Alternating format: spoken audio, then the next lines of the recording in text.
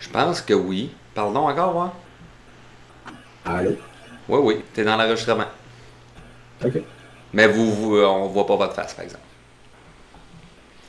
Donc, on est de retour YouTube. Salut tout le monde. OK. Fait que, on était en train de discuter de les individus et les interactions. On était sur le point d'en discuter, parce que là, on a compris l'état d'esprit agile.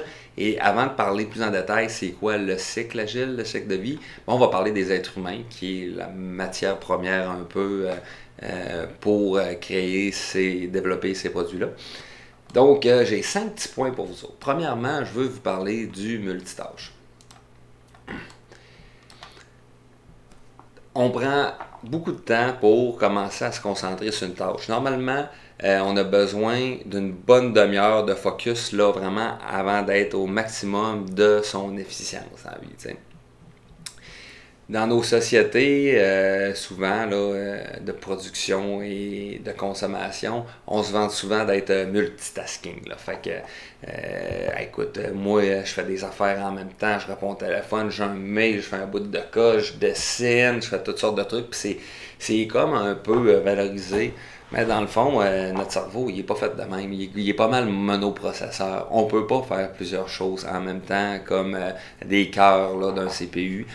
Fait que, qu'est-ce qui se passe pour de vrai quand on dit qu'on fait du multitâche? C'est qu'on fait toujours de l'alternance de tâches. C'est-à-dire qu'on est tout le temps en train de passer d'une idée à un autre, à un autre. Ah, c'est vrai, il fallait que je fasse ça. Ah oui, je vais faire ça. Ah oui.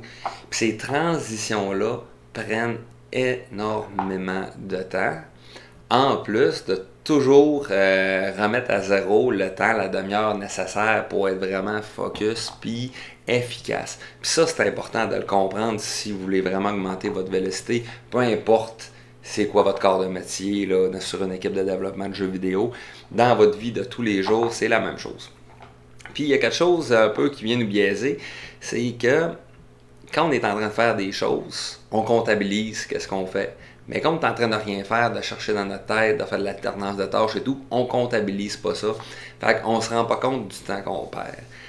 Puis c'est un peu ça qui donne le sentiment de quand tu as fini une journée, puis tu es fatigué de ta journée de travail, puis tu fais mon Dieu, il me semble que j'ai pas fait tant d'affaires que ça. Pourtant, souvent, 99% du temps, c'est parce que vous avez passé votre journée pas à faire du multitâche, de l'alternance de tâches. Vous n'avez pas focusé sur une chose. Pour ça que c'est important de bien documenter qu'est-ce qu'on a à faire. Je donne aussi des cours de gestion de temps, puis j'explique aux gens de se sortir les choses de la tête, que la tête n'est pas un bon emplacement de collecte.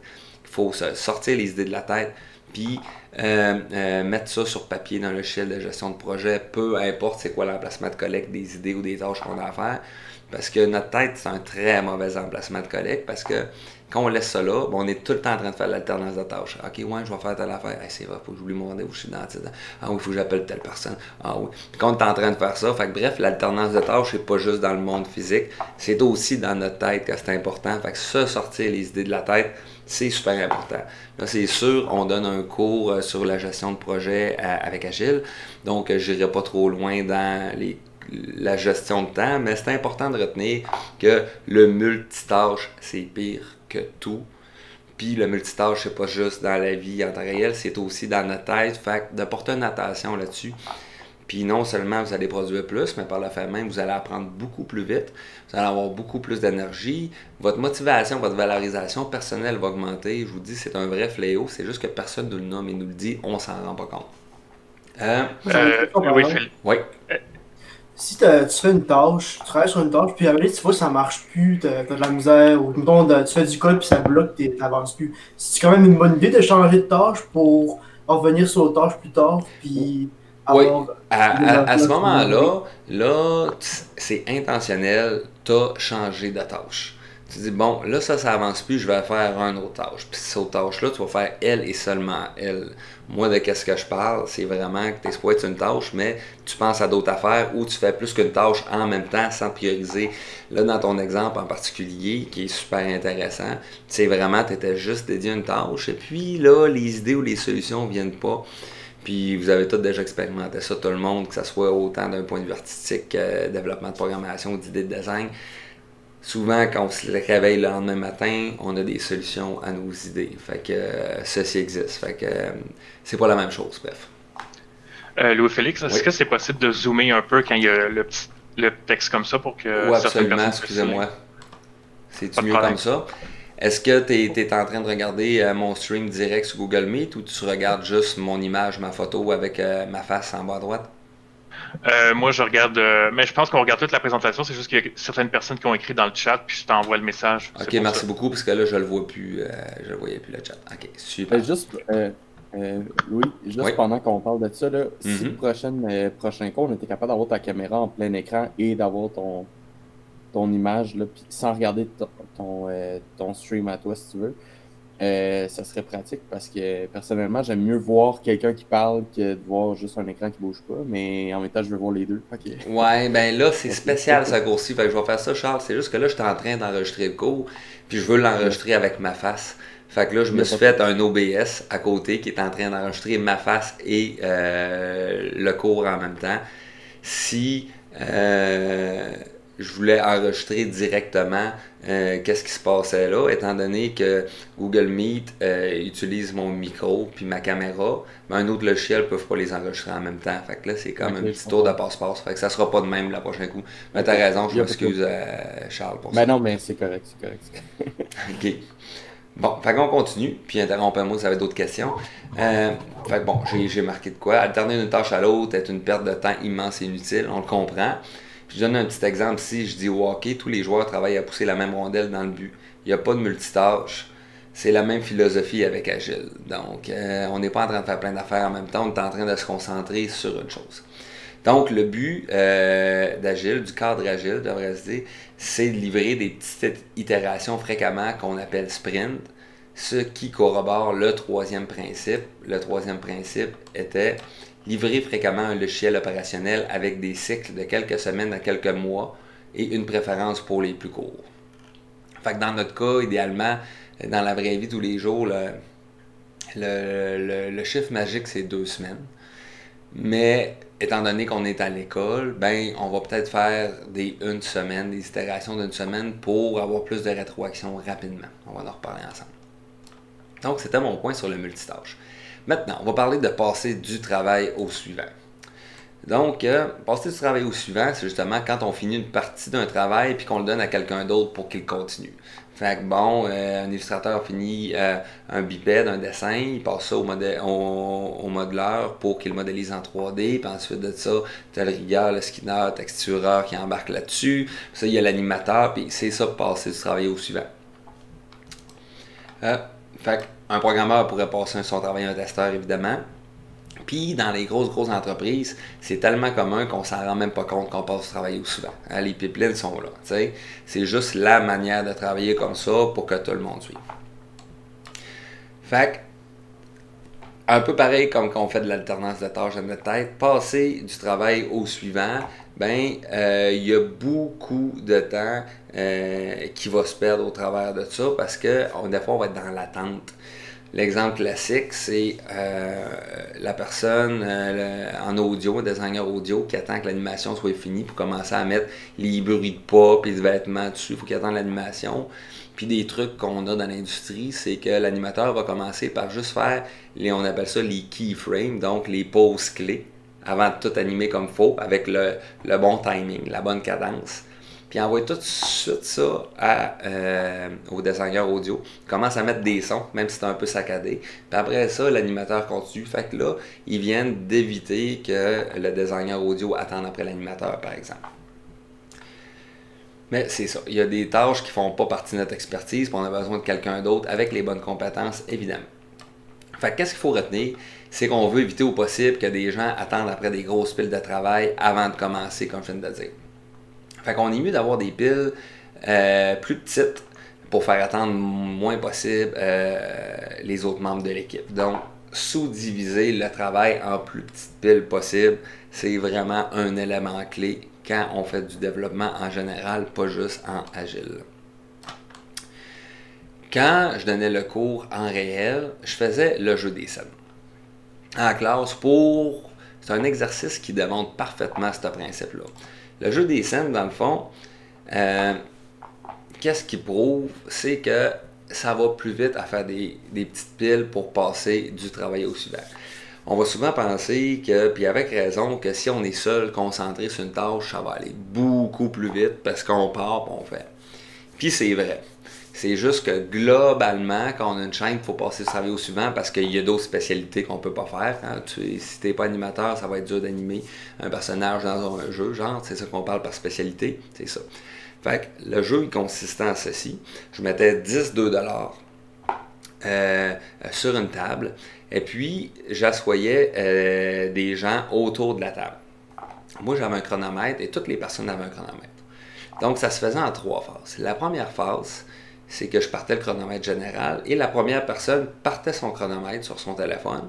Il fallait qu'elle retourne les $2 au complet, qu'elle les passe au suivant, puis après ça, elle arrêtait son chronomètre. La prochaine personne repartait son chronomètre, tournait les $2, passait au suivant, arrêtait son chronomètre. Ainsi de suite, jusqu'à temps que les $2 fassent le tour de la table et quand ça revenait à la première personne, j'arrêtais mon chronomètre pour avoir le temps global.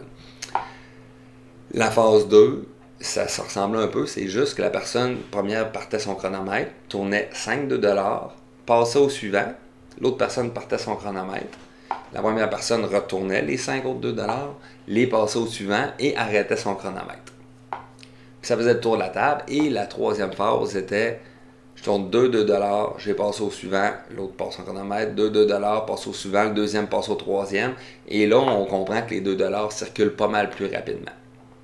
Fait que le résultat de cet exercice-là, qu'est-ce que ça démontrait, c'était que pour tourner $2 et les passer au suivant, le temps individuel de la personne était plus court. Que s'il tournait $2 passe au suivant, $2 passe au suivant. Par contre, le temps que ça prenait pour que les $2 fassent le tour de la salle était immensément plus court. Donc, même si individuellement, ça te prenait plus de temps, $2 tourne $2 que de les tourner les 10 et les passer, pour le groupe au complet, ça prend moins de temps.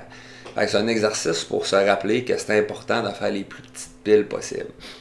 En gestion de projet, en jeu vidéo, développement agile, ça va être des récits qu'on va créer principalement ou des user stories en anglais. Donc ces récits-là, on veut que ce soit les plus petites piles possibles.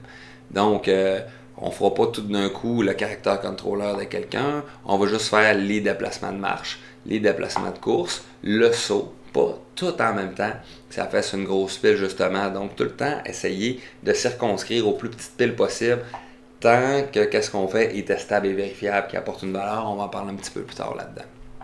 Fait que c'était ça l'idée un peu, passer du travail au suivant et le jeu des scènes, c'est d'avoir les plus petites piles possibles, puis c'est des choses sur lesquelles je vais vous entretenir pendant la session. On va le pratiquer, je vais vous faire identifier, si on peut diviser ça en 2, en 3, etc. Ça va jusque-là tout le monde? Tu compris mon exemple, même si c'était dans le vide un peu, puis ça a pris un peu de visualisation, mais bon. Retenez juste que faire des petites piles plus possible, même si on ne peut pas se concentrer à faire une grosse tâche, ça a l'air plus long individuellement. Pour le groupe, c'est beaucoup plus court. Là. On double pratiquement notre vélocité, des fois même tripler. En fait, c'est un peu l'exemple de l'artisanat versus la production en chaîne, un peu. Au lieu de demander une personne à faire une tâche au complet, tu la délègues à chaque étape. Absolument. Oui, il y a un lien, Philippe, avec ça. Ton exemple est quand même bon. C'est sûr que toujours faire la même chose d'un coup, c'est plus rapide aussi. Mais ça, tu vas sauver du temps, surtout parce que tu ne feras pas d'alternance de tâches. Moi, à chaque année, quand il faut que je fasse mes 12 chèques de loyer à ma propriétaire, plutôt que d'écrire la date, son nom, le montant en lettres, marquer loyer, puis signer, qu'est-ce que je vais faire? C'est que je vais faire toutes les dates. Après ça, je vais écrire son nom 12 fois. Après ça, je vais écrire le montant 12 fois. Après ça, je vais tout faire la même chose comme ça. Ma tête reste tout le temps sur le même pattern. Puis je suis pas, OK, je suis rendu à écrire quoi? OK, c'était quoi le montant? OK, je m'en vais où? Donc, je réduis le multitâche. Fait que le travail en chaîne, ça va surtout aider ce côté-là. C'est toi, tu fais que poser des vis, puis toi, tu fais que mettre le scotch tape, puis toi, tu fais que mettre le bout de peinture. Donc, ça roule un petit peu plus vite.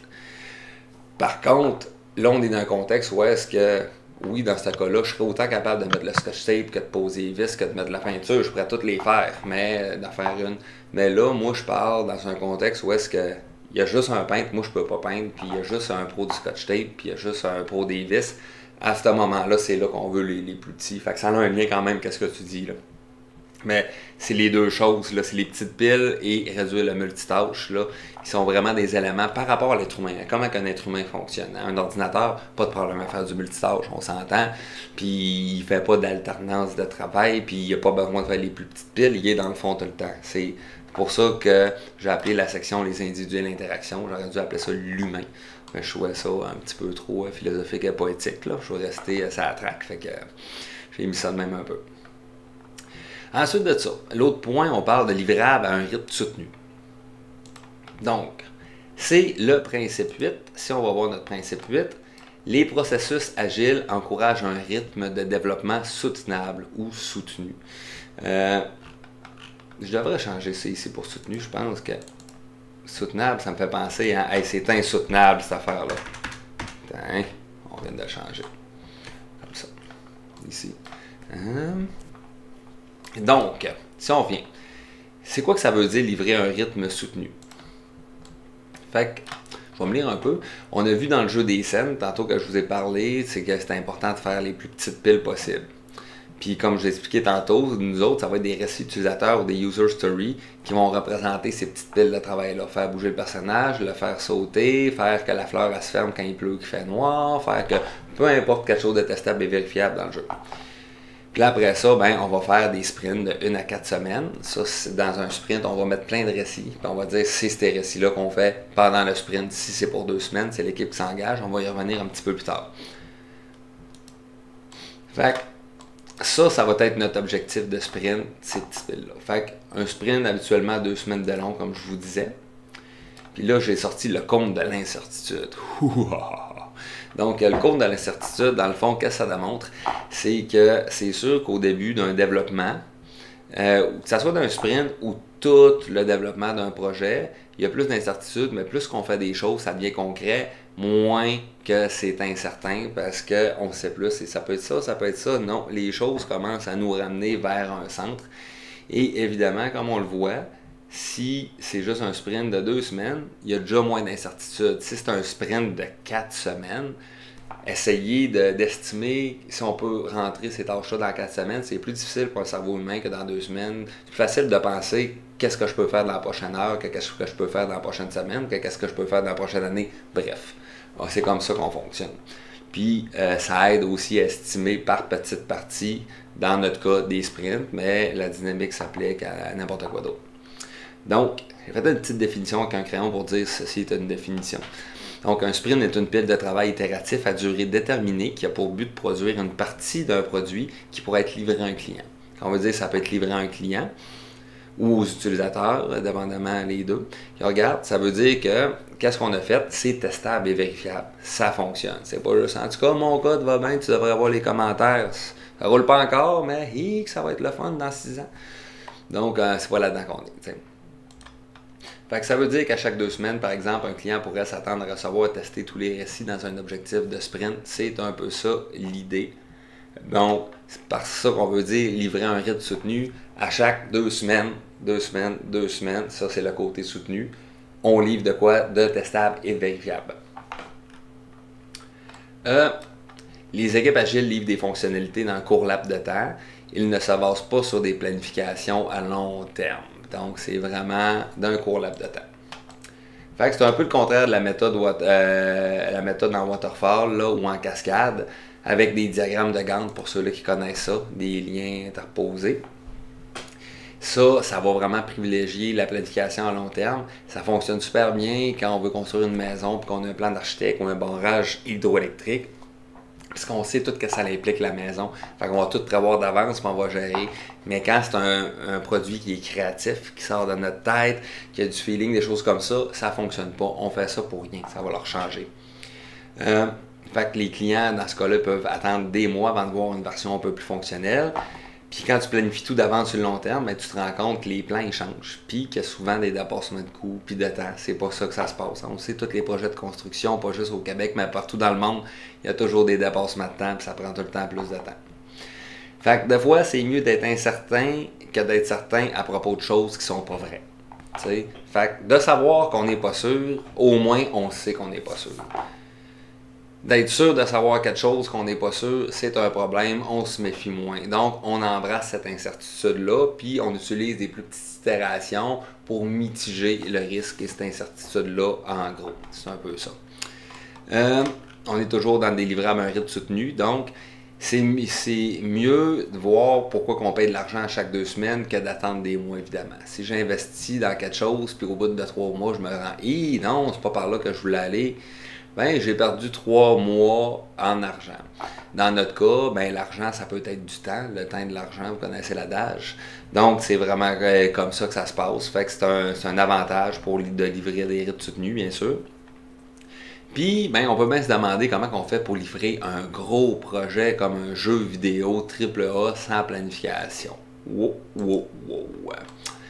Faut se rappeler que planifier et livrer, c'est pas la même chose. Donc, les équipes agiles, ils n'arrêtent pas de planifier. Ils font juste enlever la planification très détaillée à long terme. D'où le pourquoi que je vous parle souvent de calendrier de développement. Le calendrier de développement, qu'est-ce qu'on va placer là-dedans? C'est qu'est-ce qu'on appelle des épiques. Les épiques, je vais vous le dire tout de suite, mais on va y revenir tantôt, c'est un ensemble de récits. Donc, les récits sont toutes des fonctionnalités testables et vérifiables qui, ensemble, la valeur est plus grande que la somme de chacun de ces récits-là. Fait que je donne tout le temps l'exemple bête là, qui est clair, c'est je fais un récit pour faire déplacer un personnage, puis je fais un récit pour faire sauter un personnage. Ben, juste déplacer comme ça, c'est une chose. Juste sauter sur place comme ça, c'est une autre chose. Mais se déplacer et sauter en même temps, ben, il y a une dynamique de plus que sans l'ensemble. Fait que la valeur de ces deux-là ensemble est plus grande que la somme de ces parties individuelles. Fait que ça va être ça un épique. Souvent, ça va être un niveau, une zone, un ennemi. Fait que pour faire un ennemi, il y a plein de comportements. Tu veux le faire attaquer, tu veux le faire ça. Fait que ça, c'est tous des récits, des petites piles. Fait qu'au début, on va faire des épiques très grossiers, niveau 1. Puis plus tard, quand on va s'avancer, ben, on va le diviser en sous-épiques. Ou on va faire de lui une méga épique, on va mettre des épiques dans le temps. Mais au moins, on se fait ça dans le calendrier de développement. Fait qu'il y a quand même une planification à long terme. C'est juste qu'il n'est pas très détaillé. Puis, ce calendrier de développement-là, ben, c'est un document vivant comme la documentation de design. C'est qu'au fur et à mesure qu'on arrive, on va couper des choses, on va étirer, on va rajouter, on va sous-diviser au fur et à mesure qu'on avance dans le développement, puis dans les phases de développement, évidemment, ça va se passer. Fait qu'au début, même si on est complètement dans le champ, c'est mieux d'avoir un premier calendrier grossier qu'on continue à faire évoluer. Puis au fur et à mesure qu'on avance, hein, le compte de l'incertitude rétrécit, je vous l'ai montré, le vilain compte de l'incertitude. Donc, c'est un peu ça l'idée. Fait qu'en réalité, les équipes agiles passent beaucoup de temps à planifier. C'est juste qu'ils se concentrent sur la planification à court terme, beaucoup plus que la planification à long terme. Et puis finalement, ne pas faire de planification détaillée à long terme, ça n'empêche pas, faut pas en faire, mais ça n'empêche pas que c'est quand même sage de se faire un calendrier de développement. C'est ça que je vous ai dit, avec tous les jalons et livrables imaginés qui pourront bouger dans le temps. Au moins, on en a un. Fait que, d'où l'importance de livrables à un rythme soutenu. Fait que là, pas de multitâche. Faut pas passer du travail au suivant. Le jeu des scènes, je devrais le mettre à l'intérieur aussi. Je pense que ça serait beaucoup plus adéquat. Il fait partie de ça. Et puis, on veut des livrables à un rythme soutenu. Fait que là, on a 3 grands points ici. Ensuite, le dernier, c'est des équipes multifonctionnelles. On en parlait un petit peu. Fait qu'on rappelle, les équipes agiles doivent être motivées et auto-organisées. Fait que c'était les principes 5 et 11. Donc, le principe 5, réaliser les projets avec des personnes motivées. Fournissez-leur l'environnement et le soutien dont ils ont besoin et faites-leur confiance pour atteindre les objectifs fixés. OK. Et le point 11, les meilleures architectures, spécifications et conceptions émergent d'équipes auto-organisées. Donc, ces points-là, justement, on est dans des équipes multifonctionnelles. Donc, la meilleure manière d'atteindre ce but-là, ben, c'est pas de travailler en silo, c'est que tout le monde se mette ensemble. Donc, si on veut faire déplacer et sauter un personnage, ça va impliquer du design, de la programmation, des animations, des modèles, des effets sonores, des effets visuels de particules. Donc, il y a plein de choses qui vont faire ça. On est mieux que juste programme le saut, dessine le saut, anime le saut. Donc, on va, parce que c'est pas des fonctionnalités indépendamment, donc quelque chose de testable et vérifiable implique tout, c'est un peu ça l'idée qu'on parle. Fait que c'est ça. La plupart des entreprises sont divisées en groupes fonctionnels, c'est-à-dire en groupes d'individus qui ont la même fonction et les mêmes responsabilités. Ça fait du sens. On appelle ça des silos parce que c'est comme les grandes tours de grains qu'on met dans les fermes, là. Fait qu'il y a des équipes verticales comme ça pour les programmations, pour les modèles 3D, etc. Puis, chacun de ces silos-là, souvent, va avoir le propre gestionnaire, puis le propre pratique et processus. Fait qu'ils ne partagent pas les bons coups avec les autres ou les mauvais coups pour s'améliorer. Fait que dans le pire des cas, un gestionnaire pourrait prendre un membre de son équipe et le mettre sur un autre projet. Puis, whoop, là, les processus sont plus bons, ça ne fonctionne plus. Si on enlève des membres d'une équipe, ben, on perd les processus qui ont été créés organiquement justement par l'équipe qui s'autogère, qui trouve des trucs, qui essaie de s'améliorer. Puis, ça contrevient à notre point 12, qui est à intervalles réguliers, l'équipe réfléchit aux moyens de devenir plus efficace. Là, vous me direz, ouais, mais chez Ubisoft puis les gros studios, il y a des équipes de programmeurs seulement, des équipes. Oui, absolument. C'est juste que c'est une méthode agile pyramidale. C'est-à-dire qu'une équipe agile, normalement, tu ne peux pas être plus que 10 personnes, puisqu'après ça, la communication se perd. Donc, eux, qu'est-ce qu'ils font? C'est qu'ils ont une équipe de lead agile, ça veut dire qu'il y a une équipe agile qui c'est le directeur de tous les programmeurs, de tous les animateurs, puis un directeur des shows et tout. Et ensemble, ceux-là, ils ont leur propre équipe de programmeurs, ou des fois, ils ont leur propre équipe de lead, qu'eux autres ont leurs équipes de programmeurs, ça peut descendre les hiérarchies, mais il reste qu'au final, quand on développe, la première équipe qui est multifonctionnelle, elle s'arrange pour que tout le monde en bas de la chaîne livre des fonctionnalités complémentaires qui impliquent tous les corps de métier, dans ce cas-là. Dans le jeu des scènes, ben, c'est ça, on a vu que passer ce travail à quelqu'un d'autre peut ralentir la productivité d'un individu, évidemment. Fait que si chaque membre d'équipe ont leur propre responsabilité, ben, on les encourage à passer des grosses piles de travail au suivant, puis c'est pas mieux. Fait que si on est capable d'en faire un petit peu plus, l'exemple classique est justement les équipes agiles, dont le directeur, pour bien faire, leur ajoute un testeur ou un spécialiste assurance qualité, le bon vieux QA qu'on connaît. Qu'est-ce qui se passe dans ce temps-là? C'est que le programmeur programme ses affaires, puis il vérifie pas, il envoie ça au testeur. Là, le testeur, oups, ça revient, il y a un bug là, il recommence, oups, ça revient, ou ça revient pas, c'est parfait, je l'ai bien fait.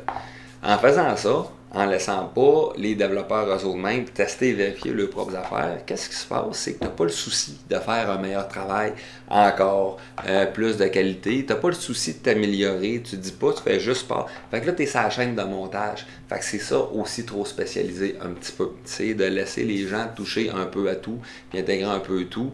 De même, ils vont devenir meilleurs, évidemment.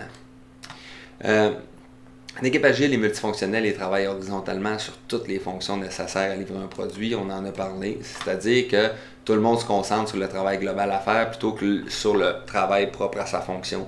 Donc quand on va faire un sprint ensemble, on va en planifier un, on va dire là on va faire telle zone de tel niveau ensemble, puis on s'embarque là-dessus. Mais tout le monde veut que ça fonctionne. Il n'y a pas le programmeur qui veut juste que le code fonctionne, puis le designer de niveau que ça soit bien fait. C'est on se met ensemble là-dessus. Là, on parle des équipes multifonctionnelles. C'est sûr que c'est impossible que toute l'équipe soit aussi bonne dans toutes les sphères de travail, on en a parlé tantôt, mais au moins, essayer de savoir qu'est-ce que ça mange en hiver, en gros, c'est un peu ça mon point. Sûr, plus qu'il y a de gens multifonctionnels dans l'équipe, plus tu es certain que tu peux livrer à un rythme soutenu. Parce que sinon, ben, il va y avoir des accrochages ou des bloquants d'une discipline qui n'est pas la tienne, puis on va rester pogné longtemps là-dessus. Fait que dans les premières phases, comme je le disais, c'est plus important encore, une petite faute ici, comme la conception, que dans les dernières phases comme la production. Fait que l'importance de cette règle-là va diminuer avec le temps. Après ça, il va y avoir plus de spécialités, on en a parlé tantôt. Oh yeah! Fait qu'on vient de terminer les individus et les interactions. Donc, le multitâche est pire que tout. On veut pas ça. Passer du travail au suivant, l'important, c'est de faire des petites piles le plus possible. Des livrables à un rythme soutenu, ça veut dire qu'on s'arrange à un rythme soutenu, dans notre cas à chaque semaine ou à chaque 2 semaines, qu'on ait des choses de testables et vérifiables. Qu'on livre quelque chose, ça veut dire que ça fonctionne. C'est pas du travail à un rythme soutenu, c'est des livrables. On livre de quoi? Testable et vérifiable. Puis on va privilégier des équipes multifonctionnelles avec plusieurs disciplines ensemble pour vraiment enlever les bloquants puis avoir rapidement le résultat du produit final qui sera livré à l'utilisateur à la fin ou au client, dépendamment. Tu as des questions là-dessus, les individus et les interactions? Moi, j'aurais une question concernant les équipes multifonctionnelles, Ouais. comme l'exemple qu'il y avait, c'était avec les silos, comme quoi c'était pas efficace dans un principe de gestion agile, mais qu'est-ce que le principe de gestion agile propose justement pour pallier ça, mis à part le fait que, ok, on est toute une équipe, puis on travaille tout le monde ensemble, c'est bien cool, mais justement, il n'y a pas comme une spécialisation de chaque individu qui va pouvoir faire avancer le projet aussi. Je suis pas sûr de comprendre exactement ce que tu t'en vas dans ton Ok. exemple, mais je vais quand même essayer de reformuler un petit peu. C'est Ok. que si tu es juste des programmeurs, puis qu'est-ce que tu fais dans tes pratiques, font que tu crées tout le temps plus de jobs pour l'animateur parce que tu codes pas de telle manière ou tu n'es pas en train de préparer le modèle que ça soit plus facile, vous parlez pas, ben le processus de passer ça au suivant, comment on le prépare, va faire que ça va être beaucoup plus long. Tandis que quand tu as une équipe multifonctionnelle, les corps de métier, tu peux vraiment optimiser tout l'impact que chaque partie du travail va pouvoir avoir sur les autres, premièrement. Je pense que j'avais mal compris, là, ça fait plus de sens. Pas trop. Ben, en tout cas, c'est ça, je l'ai comme résumé vite, là. Puis, Ouais. en fait. Mais c'est bon, ça a comme débloqué. Merci de ta question, Pierre-Olivier. C'est super cool. Vous êtes super participatif, merci. Hein? J'aime bien ça.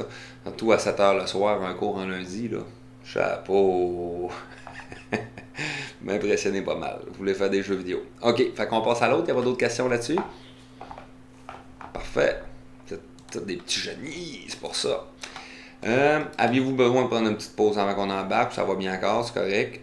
J'aime mieux l'offrir plus souvent en télétravail que moins. Tu sais, j'aime mieux qu'on prenne plus souvent des petites pauses que moins. Fait que je vous laisse décider. Ça va? Ben, on peut continuer, là. Ouais, moi, ça va, là. Ça va. Pas de problème. Ouais, on peut continuer. Super, parfait. Fait qu'on continue. Moi, ça me tente encore, je suis dedans, là. Parce que sinon, là, je m'en vais à faire du multitâche, je m'en vais jaser ma blonde, puis tout, puis là, je perds le focus, tu sais, on est en chasse. OK. Fait que le cycle agile. Bon. C'est quoi le cycle agile? Quand on parle du cycle, hein, c'est le sprint qu'on répète souvent, puis qu'on va revenir, mais agile. La méthode agile qu'on utilise, c'est la méthode Scrum, si vous le demandez, ceux qui connaissent ça. Je ne veux pas le dire au début pour pas mélanger les gens, mais ceux qui ont genre, c'est pas XP ou autre. Ou même Kanban qui est considéré agile. Donc, un tableau que j'ai fait qui englobe un peu tout parce que là, des fois, ça fonctionne pas juste une carte mentale comme je fais là pour expliquer en gros. Fait que c'est toutes des choses qu'on va revoir plus en détail. Mais principalement, le nœud d'Agile, c'est les récits ou les user stories en anglais, les récits utilisateurs, qui, eux, vont avoir un nom, des conditions de satisfaction, des points de vélocité, ainsi que des tâches assignées. On va y revenir tantôt. Donc, il y a des récits à l'intérieur d'Epic, comme je vous ai parlé tantôt, et les Epics sont dans un chutier, ou en bon français, on appelle ça un backlog. Donc, c'est là-dedans que ça va se retrouver. Il y a juste le product owner ou le directeur de projet qui a le droit de mettre les mains dans le chutier pour le priviser. Ces épiques-là vont se transformer en livrables, des jalons plus gros, qui, eux, vont constituer un produit au complet. Et puis, pour ce qui est des sprints, on le sait, c'est de 1 à 4 semaines normalement. Qu'est-ce qu'on va faire au début? C'est qu'on va faire une planification de sprint. Ça veut dire qu'on va aller dans le chutier. Dans le chutier, on va aller dans l'Epic qui a rapport au calendrier de développement où est-ce qu'on est rendu. Et puis, le product owner ou le directeur de projet est supposé avoir priorisé c'est quoi les fonctionnalités qu'il veut avant les autres. Fait que l'équipe, elle, va juste prendre le premier récit, elle va l'amener dans le chutier du sprint ou dans le sprint là. Puis ensuite de ça, on va la découper en tâches et les estimer avec des points de vélocité. On va en reparler tantôt. Puis admettons qu'une équipe peut faire 80 points de vélocité par 2 semaines, ben on répète ce processus-là jusqu'à temps qu'on atteigne 80 points de vélocité. Puis à ce moment-là, on dit le sprint est rempli et on commence le sprint. Puis quand le sprint est fini, à chaque 2 semaines, dans notre exemple, ben on va faire une revue de sprint. Ça veut dire qu'on va regarder chacun des récits, puis on va jouer au jeu, parce qu'il faut que ça soit testable et vérifiable, commité dans le build, et voir si c'est bien réussi, si ça rencontre bien les conditions de satisfaction et tout.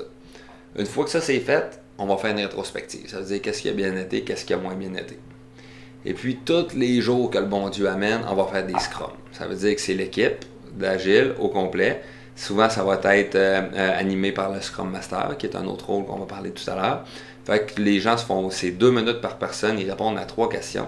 Qu'est-ce que tu as fait hier? Qu'est-ce que tu vas faire aujourd'hui? Y a-t-il des problèmes? Puis on commence la journée, puis on avance dans le sprint, revue de sprint, puis quand c'est fini, on refait une planification de sprint et on repart. Donc, on livre un rythme soutenu. Fait que ça, c'est les grands éléments dans lesquels on va rentrer en détail un peu plus. Jusque-là, ça va tout le monde? Machette.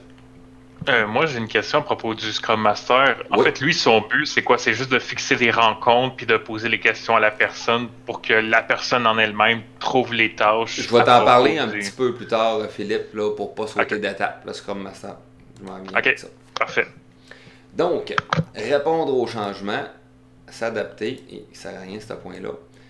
Fait qu'on veut répondre aux changements, on s'en rappelle, c'était le principe 2 qu'on avait.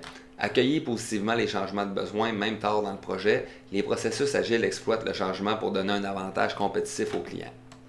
Fait qu'on est en train de développer une application de streaming vidéo pis tout, puis il y a un nouveau paradigme ou une nouvelle technologie qui est sortie, puis nous autres on passerait 3 ans de temps là-dessus.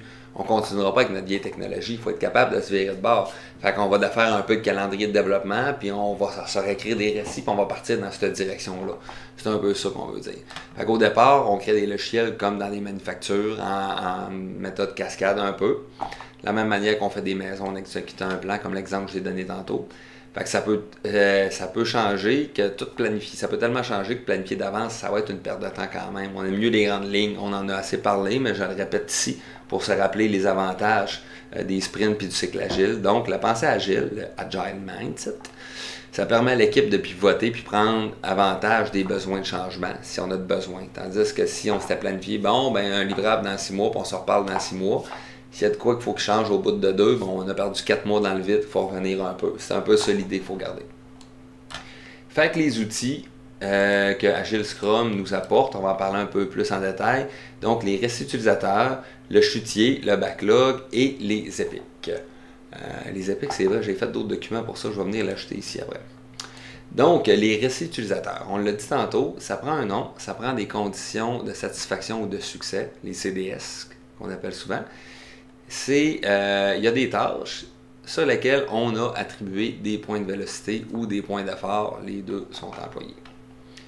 Donc, le nom, c'est pas juste pour le fun, qu'est-ce qui nous passe par l'idée, par la tête, parce qu'on trouve ça cute d'appeler ça de même.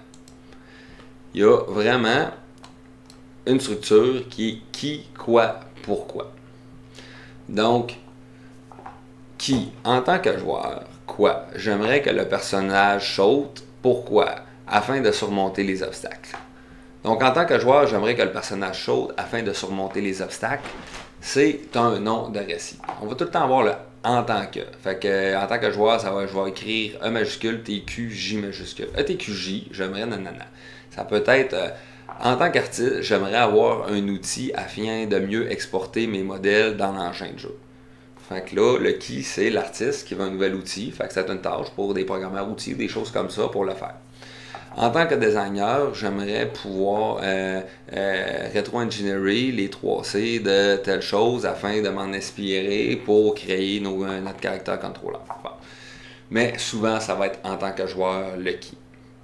Le quoi, ben, c'est quoi qu'on veut faire, puis le pourquoi, c'est quelle est sa valeur.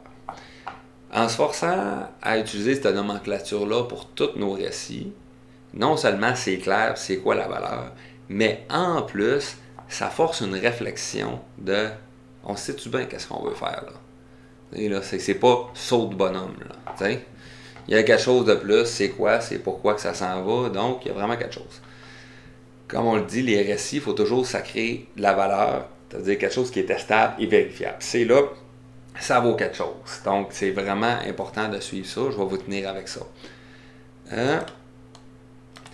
Quand on écrit ça, ben ta grand-mère doit être capable de comprendre qu'est-ce qu'on lit. Ça veut dire, en tant que joueur, j'aimerais que la vélocité Y du personnage augmente de 10 afin de pouvoir dépasser les colliders environnementaux. On s'en fout de ça. C'est pas là qu'on s'en va, c'est dans un franc-parler. Fait que, rien de technique dans le nom. Puis comme je vous disais, bien nommer, c'est un bon exercice pour s'assurer de la valeur puis de la pertinence puis que c'est clair qu'est-ce qu'on fait. En tant que designer, et les intégrateurs, vous serez sûrement appelés aussi à être designer, ça se peut. Je vous en avais parlé au premier cours, mais c'est super important pour vous de bien communiquer parce que la majorité de votre job, c'est de créer le travail à faire par l'équipe de développement. Fait que moi, j'ai comme t'as l'équipe de designer, t'as l'équipe de développement. Dans l'équipe de design, c'est pas juste les designers système ou gameplay généralistes ou peu importe, c'est aussi les directeurs artistiques, c'est aussi les directeurs techniques, les directeurs d'animation. Donc, n'importe qui crée du travail pour les autres, ils vont le créer sous forme de récit.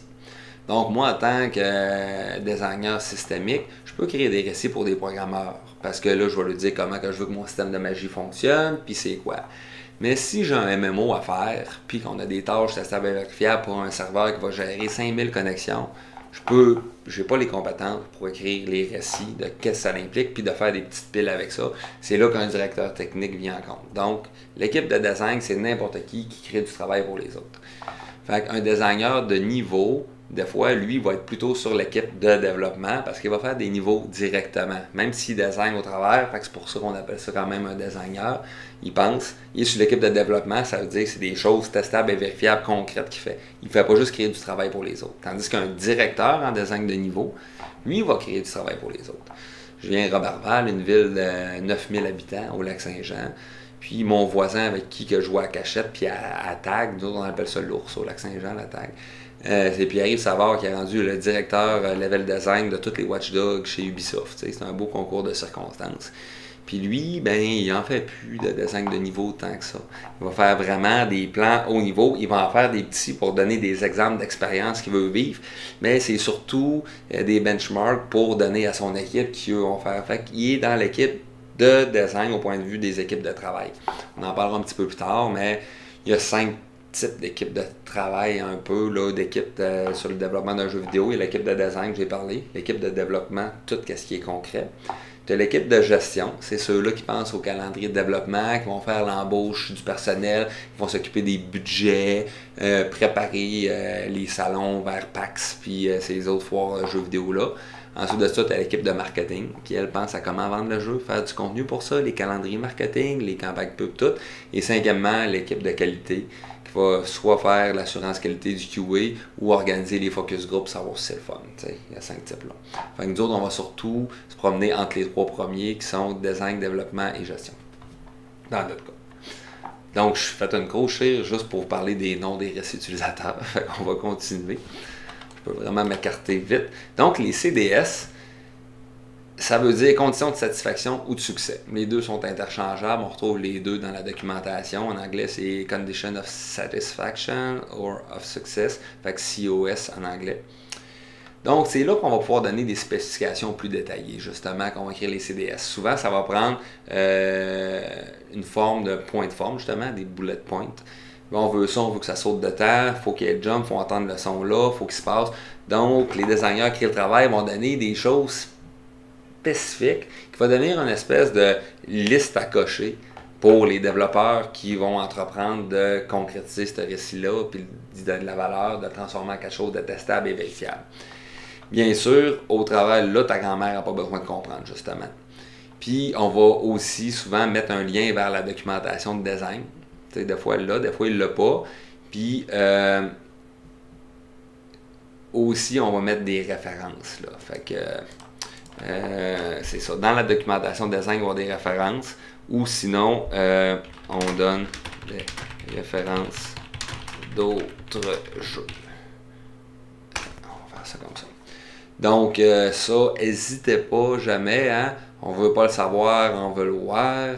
Sur YouTube, on est capable de partager un lien à partir de 1 minute 15 qu'on dit. Je voudrais que ça saute un peu comme ça, mais plus de même. Puis on se spécifie, c'est d'une efficacité redoutable. Les artistes, gars, dans tel genre, mais avec cette palette de couleurs-là, donner des références très bien. Donc, c'est au niveau des CDS qu'on va venir inscrire ça. Si c'est pas déjà dans la documentation de design, ça dépend de votre style. Puis après ça, ben, un coup que ça c'est fait, ici, les récits sont prêts à être dans le chutier. Fait qu'on a le nom, les CDS, avec les références toutes. Fait que c'est dans le chutier, ça peut être priorisé par le directeur de projet ou de produit. Donc, c'est là que ça se place. Mais quand on commence, on arrive dans la planification de sprint, l'équipe va prendre le premier sprint, puis qu'est-ce qu'ils vont faire? C'est qu'ils vont rajouter des tâches. Donc, mais pour faire sauter un personnage, il faut programmer l'entrée clavier puis l'entrée manette. Après ça, il faut faire une animation de ça, il faut faire une animation de ça, il faut faire une interpolation. Ça prend le son. Fait que là, on met des tâches qui vont se conformer au CDS. Alors, le CDS, ça prend des tâches. Une tâche, normalement, tu as juste un développeur dessus, une seule personne. Si tu veux mettre 2 personnes, ça devrait être divisé en 2 tâches, grosso modo. Puis ils peuvent avoir un ordre, bien entendu, avec des dépendances, ces tâches-là. Fait que, ou on pourrait faire un ensemble avec des sous-tâches, puis assigner des personnes juste aux sous-tâches d'une tâche, mais jamais sur la tâche principale, bien entendu. Puis, on va tout le temps utiliser, c'est ça, un verbe. Donc, on va avoir système de dialogue. C'est pas la même chose que créer le système de dialogue, admettons. T'sais. Fait qu'une tâche, va avoir un verbe. Souvent, versus quand on va nommer un épique ou un projet, ça va être juste un nom ou une définition. Puis, il n'y a personne de mieux pour découper en tâches des récits que les spécialistes eux-mêmes. Donc, il n'y a personne de meilleur pour savoir qu'est-ce que ça implique comme animation, comme animateur, qu'est-ce que ça implique comme code, qu'un programmeur ou comme un intégrateur, etc. Donc, c'est pour ça que l'équipe de design va se concentrer seulement sur ces 2 premiers points.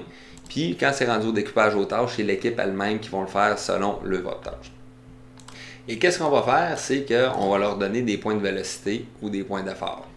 Fait que c'est l'effort nécessaire pour faire un récit. Fait que je leur donnerai un atelier sur comment on fait de l'estimation avec du poker planning, les types de travail en utilisant la suite de Fibonacci. Mais règle générale, c'est que bon, on va utiliser la suite de Fibonacci qui est 1, 2, 3, 5, 8, 13, 21, etc. Fait que c'est tout le temps 1 plus 1, 2, 2 plus 1, 3, 3 plus 2, 5, 5 plus 3, 8, 8 plus 5, 13, 13 plus 8, 21. Puis ça continue après ça, mettons 21 plus 13, ça nous donnerait 34.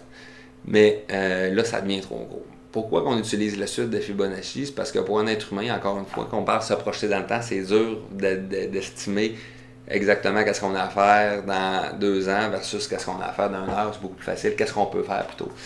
Ben, dans le même ordre d'idée, c'est facile de savoir la différence entre 1 et 2, c'est le double. En 43 et 44, pourquoi je mettrais plus 43 que 44 de points d'effort? Là, ça devient un peu granulaire et saugrenu. Fait que normalement, si on dépasse 13 ou même 21, on penserait, ben c'est parce qu'un récit devrait être divisé. Mais on veut les plus petites piles possibles. Fait que des gros récits, plus qu'on monte, plus c'est supposé être bizarre. Puis d'alerter des choses normalement. C'est un indicateur. Et puis, les points de vélocité qu'on va donner, c'est pas en termes de temps ou d'heures. On a un réflexe tout le temps de se dire, ben, il y a 8 heures d'une journée de travail, il y a 5 jours par semaine, c'est 40 heures, donc je vais mettre des heures. Ça, c'est une erreur que des gens font aussi quand ils utilisent Agile. Pourquoi ça? C'est parce que si on estime en temps, on estime dans une unité qu'on ne peut pas inventer. Il n'y a pas plus que 40 heures dans une semaine. Bon, on peut faire l'overtime, mais sinon, il n'y a pas plus que 24 fois 7 heures dans une semaine, si on veut pousser au boulot. Fait qu'en se remplissant à 40 heures tout le temps, n'importe qui, ben, on va tout le temps juste faire ce 40 heures-là de travail. On ne pensera jamais à optimiser son temps ou à estimer par la base. Fait que quand on commence à rentrer des points, on dit ça, cette tâche-là, ça vaut 1 point, ça, c'est 3 points, 5 points. Au fur et à mesure qu'on estime, on compare les tâches avec d'autres. Ben, si ça, c'est un 3 points, ça aussi, c'est un 3 points certain. Fait qu'on vient avec un instinct de qu'est-ce qui est un 1 point, un 2 points, un 3 points, un 5 points en tant qu'équipe. Fait que là, quand on parle de points plutôt que de parler d'heures, chaque membre de l'équipe et l'équipe en général, elle va continuer à garder le même pointage en ayant des comparatifs instinctifs à force d'estimer des choses, mais elle va dire, crime, on faisait 80 points il y a 6 mois, parce qu'on est capable d'en faire 110. Ben, c'est parce qu'on s'est forcé à s'améliorer, à réduire les temps d'itération sur le travail, à développer des meilleurs processus de développement, de communication.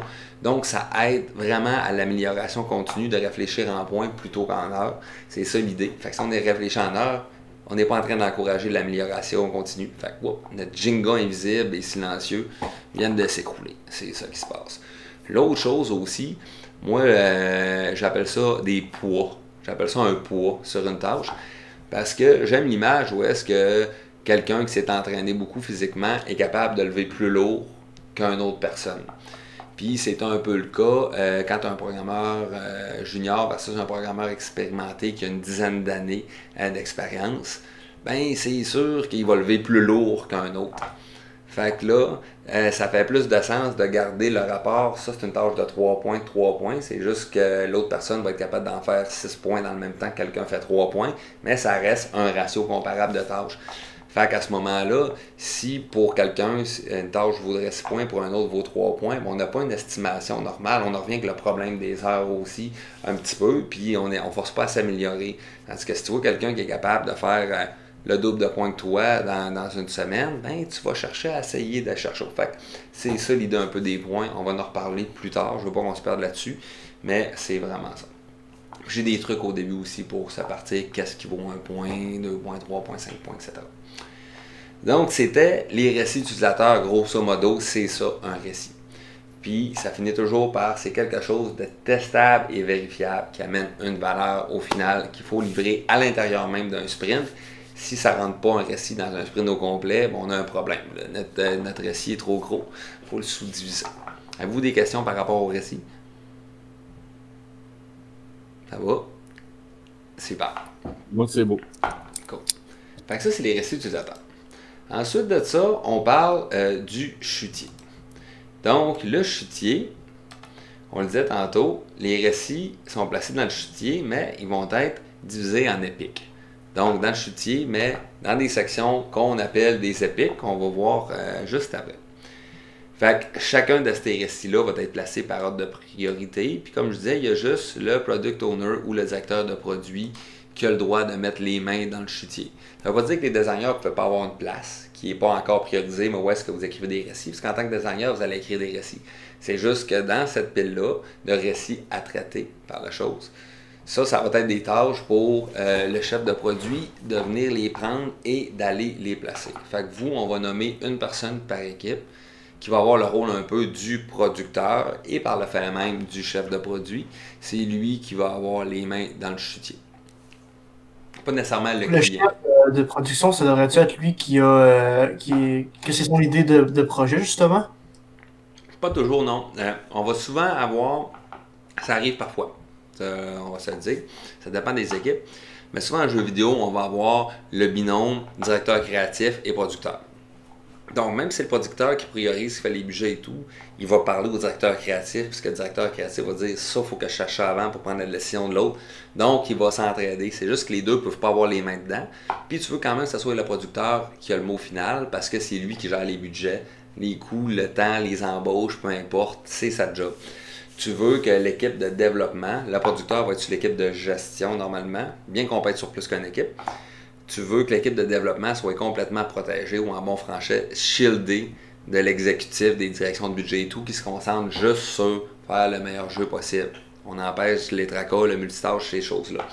Fait qu'ils vont souvent travailler en binôme, parce que même si c'est juste le producteur qui va servir de directeur de produit un peu, le product owner qui va gérer, ben, il y a besoin d'avoir la vision du directeur créatif pour prendre des décisions conséquentes quand même. Fait que c'est de même un peu que ça va plus se passer, Philippe. Enfin, c'est bon. En bas de la question, ok, cool. Et puis les épiques. J'ai fait tantôt un autre cours que je faisais pour l'Asylum. Ici, je vais l'ouvrir puis je vais aller chercher ma définition d'épique que j'ai faite là-dedans. Il me semble que c'est adapté pour le cours, elle est un petit peu plus complète, je trouve. Puis j'irai leur copier-coller au besoin après ça. On va attendre qu'il finisse de charger par contre. Il ne répond pas. Ah, c'est parce que c'est sur mon disque dur externe, puis il tombe en sleep quand il va utiliser. Fait que le temps qu'il se réveille, puis tout, il tousse un peu. T'es capable. Oups, là, mon X-Mine est complètement gelé. Ça va bien. Lâche-moi pas, s'il te plaît. On donne un cours, puis c'est le fun. Ah, d'accord, là.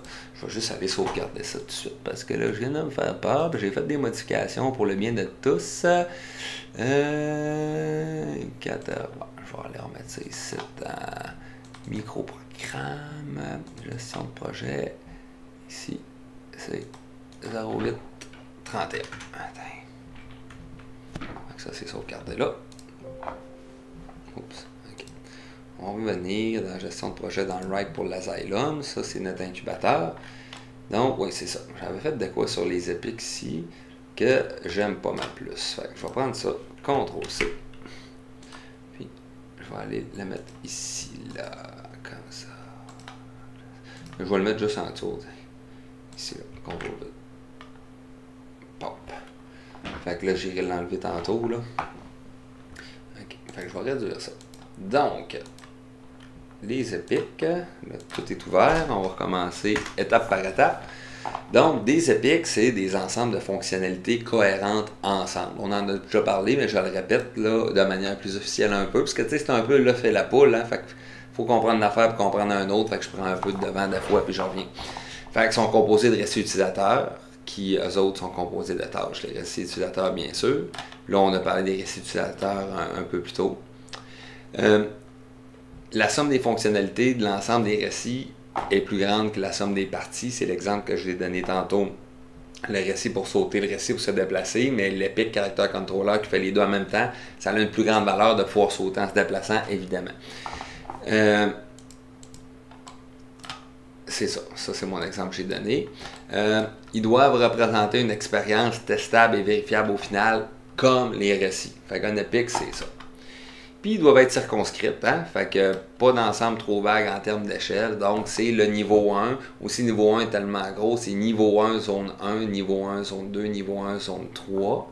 On est en train d'échapper Louis-Olivier ben raide, c'est super cool. Un beau clou bien rentré, c'est pas de ta faute, il est rendu 9h20. Ah ben je vais pas peur. T'es pas pire, hein? Ouais, on l'a presque. C'est peut-être un peu plus de détails, mais c'est pour plus tard, c'est pour la gestion de projet avancé, mais je vous le dis quand même. Moi, je divise les épiques en 3 types. C'est les épiques fonctionnelles. Fait que ça implique une fonctionnalité unique et tangible qui sera utilisée tout le jeu. Donc, justement, en exemple, j'ai mis les 3C, le système de menu, le système de dialogue, le système d'inventaire, un lobby multijoueur. Donc, on va faire ça rien qu'une fois. C'est fonctionnel, puis on va tout le temps en avoir de besoin pour finir. Fait que souvent, ça va être un mix de programmeurs, d'artistes, de designers un peu. Les épiques de contenu, eux autres, c'est vraiment du contenu qu'on crée. Fait que des niveaux, des ennemis, des monstres, des arbres, des choses comme ça, complet. Fait qu'un boss, s'il y a plusieurs villages, il y a des villages. Donc, les épiques de contenu, rapidement, c'est comme maintenant, on va se faire des pipelines pour certains types de contenu avec des chartes de contenu. Puis, c'est ça qui va nous aider en production à aller super vite, à engager des juniors, puis tomber en mode Kanban. C'est ces types d'épiques-là. Tandis que les épiques techniques, ben, ces épiques contiennent des fonctionnalités techniques, surprise.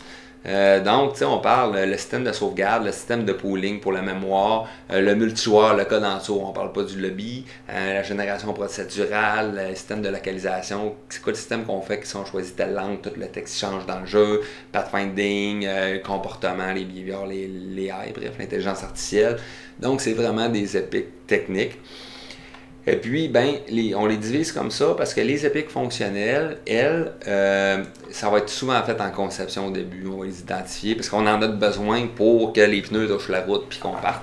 Tandis que les épiques de contenu, ben, ça va être beaucoup en production qu'on va tomber. On va en faire en pré-production, on va commencer, puis on travaille pas avec, puis on les positionne pas pareil dans le calendrier de développement. Les épiques techniques, évidemment, ben ceux-là, s'ils ne fonctionnent pas, on n'a pas de jeu. Puis c'est ceux-là souvent qui vont avoir un risque. Fait qu'au début, les épiques techniques, on sait qu'on en a, ben on va faire la recherche et développement. Fait qu'eux autres vont flaguer, on fait de la R&D pour savoir c'est quoi la meilleure technologie pour faire telle chose ou de quoi. Fait que ça implique ce type de réflexion-là. C'est pour ça que j'ai divisé en 3. Mais sinon, faites-vous-en pas avec les types d'épiques. Je fais juste le dire parce que je veux que vous soyez les meilleurs au monde et c'est tout. Épique, méga-épique et sous-épique. On entend souvent dire une sous-épique ou une méga-épique. C'est quoi la différence avec ça? Fait qu'on l'a vu, c'est important de faire des petites piles que des grosses. Fait que ça aide à augmenter votre vélocité et ça permet de mieux estimer le travail à faire dans le temps. Je vous apprends plus rien, vous êtes rendu des pros des petites piles. Vous comprenez toutes les petites piles. Fait que, on sait c'est quoi une épique, on en a parlé partout, mais c'est quoi les sous-épiques et les méga-épiques? Une sous-épique, dans le fond, ça va être quand on a une épique qu'on veut diviser en d'autres petits ensembles de fonctionnalités pour faire des petites piles, mais à l'échelle des épiques, et qui vont être une à la suite de l'autre dans le temps. Tac, tac, tac, tac, tac. Fait que, on va toutes les faire une à la suite de l'autre. Fait que on va faire le contrôleur, après ça le caractère, puis après ça la caméra, mettons. Fait que les 3C pourraient être un épique qui est compris de 3 sous-épiques pour que ça soit plus clair un peu à faire, puis qui peuvent s'empiler un par-dessus l'autre. Tandis que les méga épiques, c'est quand on veut joindre ensemble des épiques, mais que dans le temps, ils ne seront pas continus un à la suite de l'autre. L'exemple que je donne justement, c'est de faire le character controller pour la navigation sur le terrain d'un personnage, puis le character controller pour la navigation d'un terrain dans l'eau quand il nage. C'est un autre character controller, mais ça peut quand même faire partie du méga épique, le character controller. C'est juste qu'on n'a pas besoin de faire la navigation dans l'eau tout de suite après la navigation sur terre ferme. On peut les espacer dans le temps. Fait que pour nous aider à comprendre ce qu'est une méga épique, puis versus un épique avec ses sous-épiques, ben, puis je dis un méga épique pour un épique avec des sous-épiques, il n'y a pas de problème. C'est vraiment la différence, c'est une méga épique, c'est quand en dessous, il y a des épiques qui ne sont pas contenues dans le temps, tandis qu'une sous-épique, c'est qu'en dessous d'un épique, si on continue dans le temps, on les fait toutes. C'est vraiment plus pour avoir des plus petites piles d'épiques. Donc ça a l'air bien technique et capricieux, mais bon, c'est un langage qu'on utilise et qui fonctionne très très bien. Donc maintenant, vous le savez.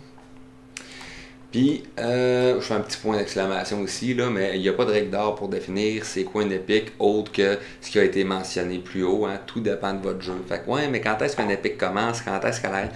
Il n'y a pas un jeu de pareil dans la vie. Donc, il y a une couple d'épiques qui reviennent tout le temps, là, comme les taxes puis la mort, là, que c'est les 3C justement, puis faire le générique à la fin, puis des choses comme ça. Mais sinon, c'est vraiment libre à votre jeu. Fait que c'est juste se rappeler de faire les plus petites piles possibles, autant au niveau des récits qu'au niveau des épiques. Fait qu'avec ça, on définit qu'est-ce qu'on définira, ça va bien. Si on est capable de le circonscrire, de dire c'est quoi que ça amène de valeur ajoutée l'ensemble de ces récits-là, ceci est un épique. Et c'est tout. Fait que ça, c'était pour les épiques. Fait que lui, cet épique-là, ciao bye! On vient d'améliorer le cours d'un coup. On va faire un petit sauvegarde ici. Jusqu'à date, est-ce que ça va tout le monde? Vous n'allez pas trop mourir, c'est correct? Un 35 minutes encore, ça va, ou on a besoin d'une petite pause de 5 minutes pour être sûr de ne pas mourir? Moi, je suis revenu, là, fait que je suis correct. C'est bon. Ok, gênez-vous pas, hein. Vous ne ferez pas tirer des roches parce que vous êtes la personne qui colle une pause. Vous êtes chez vous, les roches ne peuvent pas vous atteindre. C'est le temps. Ok. Fait que ça, c'est vraiment les 3 outils, là, ou items, je devrais-je dire, là, du cycle agile. Donc, ici, on a les épiques, les récits qui sont là et le chutier. Okay? Je devrais peut-être mettre livrable et produit d'une autre couleur, là, parce que je trouve que ça porte en confusion. Là. Ça fait longtemps que j'avais fait ça, je suis rendu meilleur en langage visuel et en diagramme. Mon instinct s'est développé depuis le temps. Donc, c'est vraiment ça. Tandis que les sprints en soi, ben là, on va aller plus dans le détail ici un peu. Fait que les sprints, la planification de sprint, qu'est-ce qu'on fait là-dedans? J'en ai déjà parlé un peu tantôt, on leur passe. Fait que l'équipe va prendre le premier récit dans le chutier, va l'estimer, va le découper. Je vais faire, je découpe en tâches, les estime et l'ajoute au sprint. Fait que ça, c'est ça qu'elle va faire l'équipe lors d'une planification de sprint. Fait que l'estimation, on va revenir un peu plus tard comment on estime bien des choses. Puis, ben, qu'est-ce qui est spécial, c'est que c'est l'équipe vraiment qui décide quand est-ce qu'elle arrête d'ajouter. C'est l'équipe qui estime c'est l'équipe qui découpe en tâches, qui estime elle-même, puis qui dit là, on a rempli notre chutier de sprint, notre sprint, du maximum de points de vélocité qu'on était capable. Puis ça, c'est super important à Agile. Parce que il y a d'autres personnes qui pensent qu'ils font du agile, mais qui font l'erreur suivante. C'est que pour sauver du temps, parce que la planification de sprint, ça peut avoir de l'air lourd et tout. Pour sauver du temps, ben, le directeur ou gestionnaire de projet avec le directeur créatif va auto-remplir déjà un sprint disant tâche déjà évoluée, il va dire faites ça. Ben, à partir de ce moment-là, quand tu fais ça, ta tour de Jenga silencieuse invisible vient de s'écrouler complètement parce que là, l'équipe, elle cherche plus à dire, ben là, comment je vais faire pour aller plus vite le prochain coup, c'est quoi? Pourquoi tu essaies d'aller plus vite si c'est quelqu'un d'autre qui décide c'est quoi ta job? Tu tombes juste en chaîne de montage. une belle usine à saucisses. Tu fais ta job, tu te fais livrer ça, go, go, go, go. Tandis que c'est l'équipe elle-même qui met tant de points, puis qui décide c'est ça que je vais faire et je m'engage à faire, ben elle va tout faire, avoir une réflexion, ok, ouais, mais on sera peut-être capable de le rentrer, ça, si on fait ça. Puis tu as vraiment le côté un pour tous et tous pour un qui rentre en ligne de compte qui est super important là-dedans. Donc, faut vraiment que ça soit l'équipe qui s'engage. Fait que l'aspect psychologique d'engagement de l'équipe, ouais, ok, là je me répète ici, hein? C'est vraiment un pour tous et tous pour une. Donc, ou une pour tous et tous pour un. Donc, ça aide vraiment l'équipe à dire, OK, on est capable de faire ça, je vais t'aider là-dessus, on va se décoller ça, puis on crée une espèce de synergie. Fait qu'il y a un gros aspect psychologique qui est super important là-dedans. Pour la revue de sprint, qu'on est ici là, ben, on va prendre tous les récits qui sont pas terminés. Puis, si on n'a pas réussi à les terminer, puis on les met dans le prochain sprint, tout de suite. Là, si on fait ça, on vient de rater le sprint. Je vais marquer échoué, j'aime mieux ça. Est échoué. Donc, vous voyez qu'est-ce que j'ai marqué. C'est pas grave d'échouer un sprint. Il n'y a pas de problème. Qu'est-ce qui est vraiment grave? C'est grave, hein? Pour ne pas utiliser le mot du Seigneur, c'est fou, c'est de se foutre d'échouer un sprint. C'est de on a échoué le sprint, meilleure chance de la. Ça, c'est péché mortel. Mais c'est pas grave de rater un sprint. Tant qu'on se dit, OK, pourquoi on l'a raté? Qu'est-ce qui s'est passé?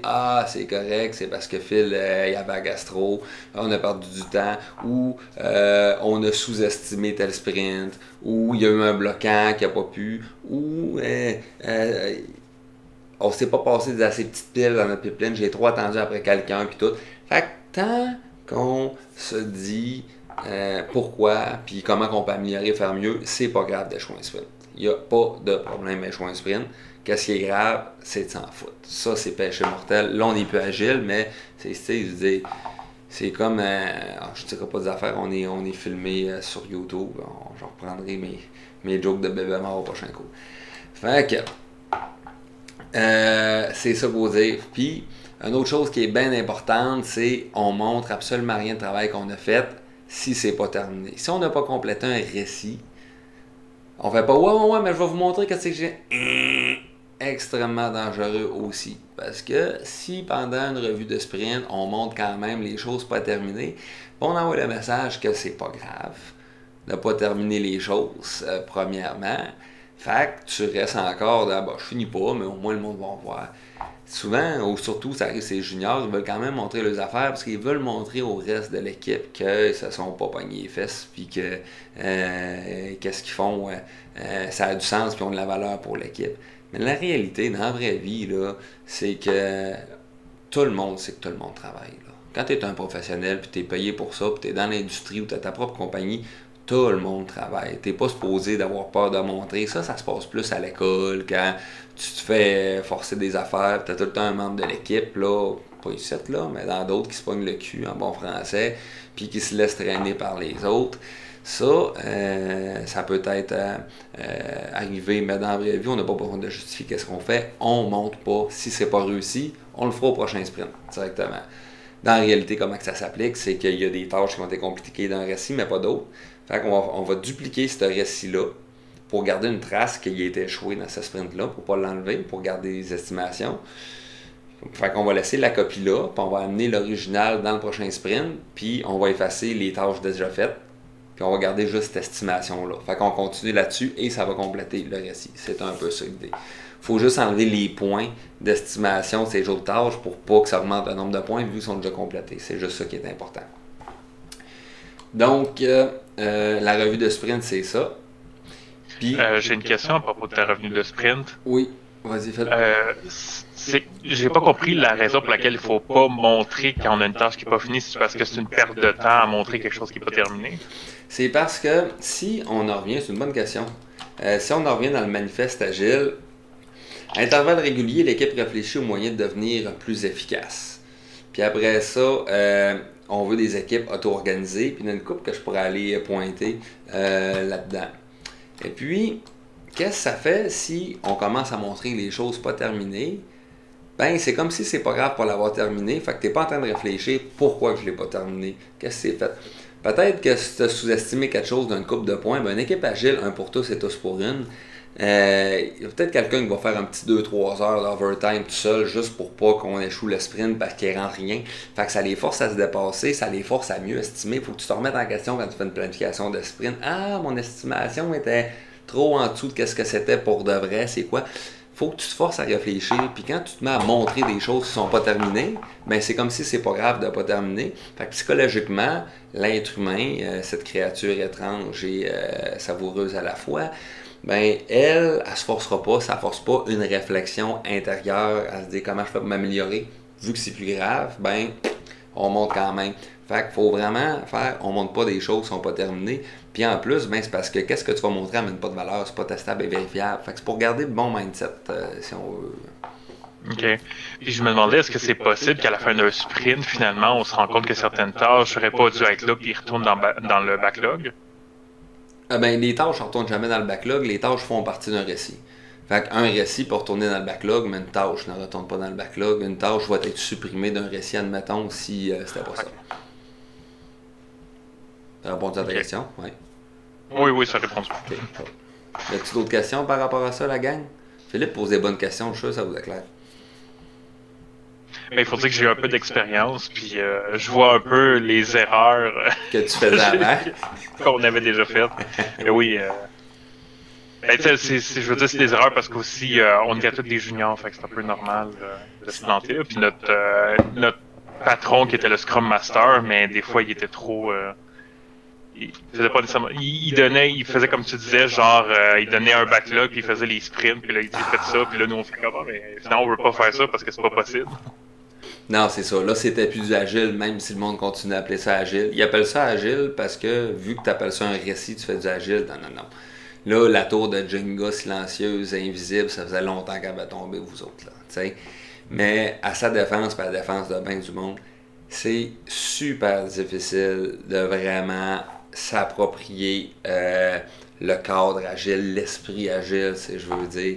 C'est pas en lisant des livres puis en écoutant des TED Talks. Il faut vraiment l'expérimenter avec un vrai bon coach sur le terrain parce que, comme je dis, c'est un esprit. Puis étant donné qu'on fait des produits créatifs, ben il va tout le temps falloir s'adapter selon la situation. Fait que si on essaie juste d'appliquer copier-coller, sprint, à n'importe quoi, plutôt que comprendre l'esprit pour s'adapter, on va faire des erreurs. Puis vu que le Jenga il est silencieux, invisible, on ne sait même pas qu'on est plus dedans. S'il n'y a personne pour nous le dire, tu sais, puis ça décroche un petit peu. C'est mieux quand même d'utiliser, mettons, des sprints parce qu'on va faire des itérations courtes, testables et vérifiables. Même si t'es pas tout à... Tu sais, il y a tout le temps du bon. Mais c'est ça, il y a des choses qui peuvent briser. Fait qu'à la défense de tout le monde, c'est extrêmement difficile.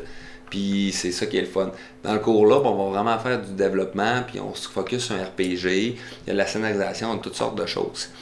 Fait qu'on va quand même faire un test de gestion agile, mais en troisième année, ça va être juste là-dessus.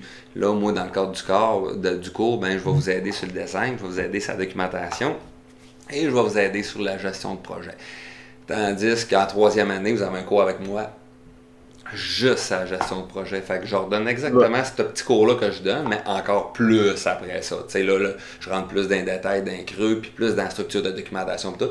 Mais mon temps à temps plein, c'est juste vraiment pour vous aider. Fait que c'est pour ça que je trouve ça intéressant que là, vous avez déjà une espèce de test drive dans ce cours-là présentement en deuxième année.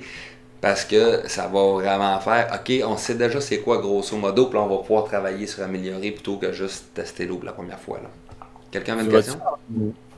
Tu vas-tu quand même nous corriger quand on va faire une méthode qui se trouve pas être la bonne manière de faire agile? Absolument, Donc, absolument. Mais oui, c'est ça. Mais qu'est-ce que je vais vous encourager à faire? Je me rappelle pas c'est quoi le numéro de principe, là, mais une équipe agile est autonome et s'auto-gère un peu, s'auto-structure. Donc, je vais vous encourager tout le monde à vous autogérer et à réfléchir. Notre récit, est-tu bien écrit? C'est-tu bien placé? Est-ce que notre planification de sprint est bien faite? Que tout le monde essaie de s'approprier. Puis, ça va être ça qui va être le plus efficace. C'est que si vous entretenez vous-même une réflexion par rapport à devenir meilleur en agile, vous allez vraiment m'arriver avec des bonnes questions. Puis, c'est là que ça va pousser plus loin. Moi, jusqu'à un certain point, je peux vous donner un coup de main. Oups, ouais, votre sprint n'est pas correct. Le nom, il n'est pas bon. Je vois le nom d'un récit. Je peux attraper des affaires. Mais c'est vraiment vous qu'il faut que vous l'appropriez. Fait que vous allez gagner beaucoup plus tout le monde à essayer d'appliquer les matières que je vous donne, puis à vous tromper, puis à penser que. Puis à penser, ah, je pensais que là, je comprends. Ah, ok, là, je comprends le cours d'après. Ok, là, je comprends. Puis là, ça n'arrête pas de même jusqu'à temps que maintenant, tu comprends. Il y a encore des petites affaires des fois qui échappent. Moi, j'ai amélioré la méthode agile depuis le début. Là. Je fais des affaires qui ne sont pas dans les livres, mais que j'ai testé, vérifié et que ça fonctionne, c'est solide. Puis là, ben, je vais tout vous donner ça. T'sais. Fait que c'est le fun. Okay. Tu as d'autres questions par rapport à ça? Cool. Parfait. Fait que dans la revue de sprint, ben c'est ça. On commence par les récits qui ne sont pas terminés, duplicate, fail, le sprint est failé, puis on le met. S'ils sont tous terminés, moi dans mes processus de récits chez Borealis, puis dans toute la Xylem, le statut le plus haut, c'est tester et vérifier. Et tester et comité, tester et vérifier. Donc, ça, c'est le plus haut. Les gens ne font pas compléter un sprint. Ils ne mettent pas ça à compléter. C'est pendant la revue du sprint qu'on va jouer au jeu. Puis on va regarder chacun des récits, si ça rencontre bien les CDS, s'il n'y a pas de bug, ça fonctionne. Puis, un par un, on va les mettre à compléter. Puis si on tombe sur un que, hop, non, t'avais oublié tel CDS, ça ne marche pas. Ça fait mal au cœur. Là, t'as échoué un sprint, puis c'est de ta faute, Philippe, parce que t'as pas regardé telle affaire, t'as une affaire d'inattention. L'équipe au complet a échoué le sprint. Sauf que c'est d'une efficacité redoutable. Parce que t'es comme, comment ça se fait que j'ai pas vu ça? Il fallait-tu un point? Il a fallu que je relise c'est quoi le processus qui a manqué? Fait que c'est pas grave à échouer. Qu'est-ce qui est grave, c'est de s'en... Je l'ai dit au complet finalement. Fait que c'est vraiment... tu coupes un mot en deux. Tu sais, tabarnak. Fait que... c'est super subtil mon affaire. YouTube. Donc... fatigué aussi, je pense. Tu sais, ça, c'est péché mortel. Fait que c'est correct que ça fasse mal, c'est correct que les gens, ils soient fiers, puis ils veulent pas faire échouer le sprint, puis qu'on travaille là-dessus. Ça devient tellement le fun de travailler, qu'on a une bonne équipe agile aussi, qu'on se pose pas de questions si le monde travaille, se pogne le cul ou n'importe quoi, puis qu'on est là, qu'on essaie de devenir meilleur, puis qu'on fait de plus en plus de points de vélocité ou des poids, dépendamment, par sprint, puis tout. Là, à un moment donné, ça existe, le terme super agile, si vous googlez. Ça existe. C'est une équipe super agile, c'est du monde qui font quasiment de la télépathie à la fin. Fait que c'est un plaisir pur de rentrer au travail avec des équipes comme ça, auto-organisées, qui ont développé cette espèce de communion-là ensemble, puis de symbiose. C'est vraiment le fun. Fait que c'est le fun agile. Tandis que tant qu'on va être dans une gestion de projet en cascade ou waterfall, tu peux pas sentir cette sorte d'implication-là. Fait qu'on a vraiment un beau métier, puis en plus, c'est des spécialités différentes. Fait que là, l'animateur sauve la mise. Hey, le gars du son, c'est le fun. Le designer, bonne idée, débat. On se fait des passes, mon trip. Bref, en tout cas, je vous invite à jouir d'agile. Donc, ça, c'est la revue. La rétrospective. J'ai une question sur ça. Oui. Tu dis que dès qu'il y a un des CDS qui est pas rempli, le sprint devient échoué. Ben, ton récit est échoué, puis si un récit est échoué, ben le sprint est échoué, absolument. Donc, dès qu'il y a un récit, c'est échoué. Ouais. Puis, ça veut dire quoi concrètement échoué? Ça veut dire que t'as pas réussi. Fait que t'as la honte. Non, c'est pas vrai. C'est parce qu'on est obligé de se donner une métrique réussie ou échouée si on veut activer psychologiquement les motivations de s'auto-améliorer, de réussir. Fait que je me suis rendu, je me suis pas rendu. Il y a du travail qui a été fait quand même, on a avancé quelque part, mais ça implique un processus de réflexion qui va inciter les gens à s'auto-améliorer, puis c'est même qu'on vient des êtres meilleurs jusqu'à se rapprocher de Dieu. Mais sans blague, c'est sûr que ça veut dire échouer, puis c'est tout, ça n'a plus de conséquences que ça. Quand tu as échoué quelque chose, ben tu te forces, qu'est-ce qui a mal été, pourquoi qu'on l'a échoué, qu'est-ce qu'on aurait pu changer. Fait que tu as beaucoup de manière holistique là, d'implication pour l'amélioration, autant que ce soit psychologique, que ce soit dans la méthode, que ce soit dans la communication, autant écrite que verbale. Il y a plein de choses là, qui peuvent être impliquées. Fait que c'est pour ça que c'est important d'échouer ou réussir un peu. Ça nous force dans ce cadre d'esprit-là. Là.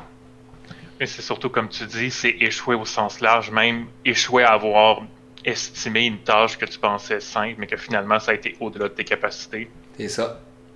Fait que là, t'as sous-estimé pourquoi? Qu'est-ce que t'as pas vu? Comment tu peux faire la prochaine fois pour pas te faire avoir? C'est quoi qu'il n'y a pas? Il faut renommer quelque chose, il faut identifier, on va catégoriser ce type de tâches-là qui sont plus longues souvent. Peut-être que c'est une tâche qui impliquait la recherche et développement plus que juste du développement pur. Ça impliquait la recherche avant, il y avait trop des inconnus, on aurait peut-être dû mettre ça en recherche. Au début, ça peut être plein de choses, là, des exemples autant qu'on veut, mais il y a tout le temps une raison. Et ça fonctionne juste quand une équipe s'auto-organise, c'est l'équipe elle-même qui remplit son sprint. Si c'est un boss, comme dans le cas de Philippe, tu peux pas faire ça. J'ai échoué. Ah, ben tu m'en as trop mis. Ok, meilleure chance la prochaine fois. Là, t'es plus agile. T'essayes plus de t'auto-améliorer. Là. Ça répond à ta question, Kit 4, je me rappelle plus ton prénom. Evan, eh oui, ça répond parfaitement. Ok, cool, super. Fait que c'est ça, puis juste petit détail, le fun de même, c'est une équipe qui échoue tout le temps, quand tu regardes tout là, le backlog de récits, là, puis toi, t'es comme un coach extérieur, tu vas tout le temps échouer. C'est le fun de documenter pourquoi on a échoué, puis qu'est-ce qui s'est passé. Moi, je mets tout le temps des commentaires d'un récit. Ah, ça n'a pas fonctionné pour ça, on a oublié telle affaire. Tu sais, j'écris tout le temps des petites notes dans le logiciel de gestion de projet. Puis là, quand tu vas lire ça, si tu échoues tout le temps pour les mêmes raisons, ben, tu es capable de venir aider en disant, ben là, ça marche pas, tu peux venir coacher là-dessus. Mais normalement, tu es supposé de réussir une fois de temps en temps. Mais il y a aussi le cas contraire.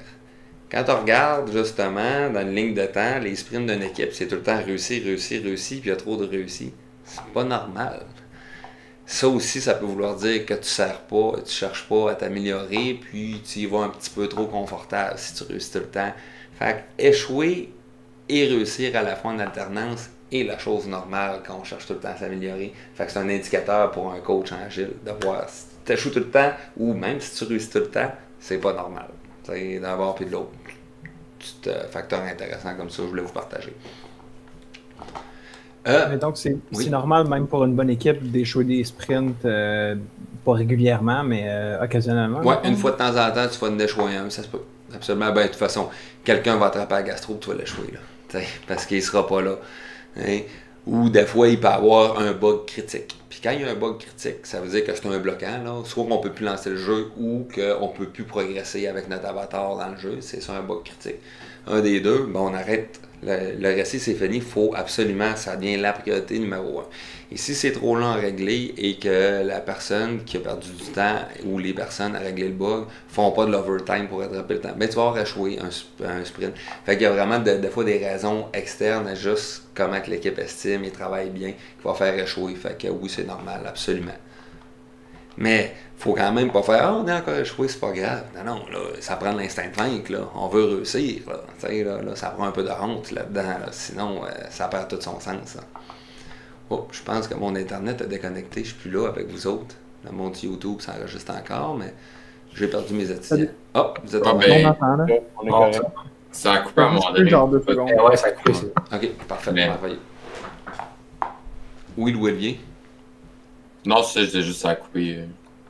OK. Une question même. Vas-y, Je lance un exemple de la gastro.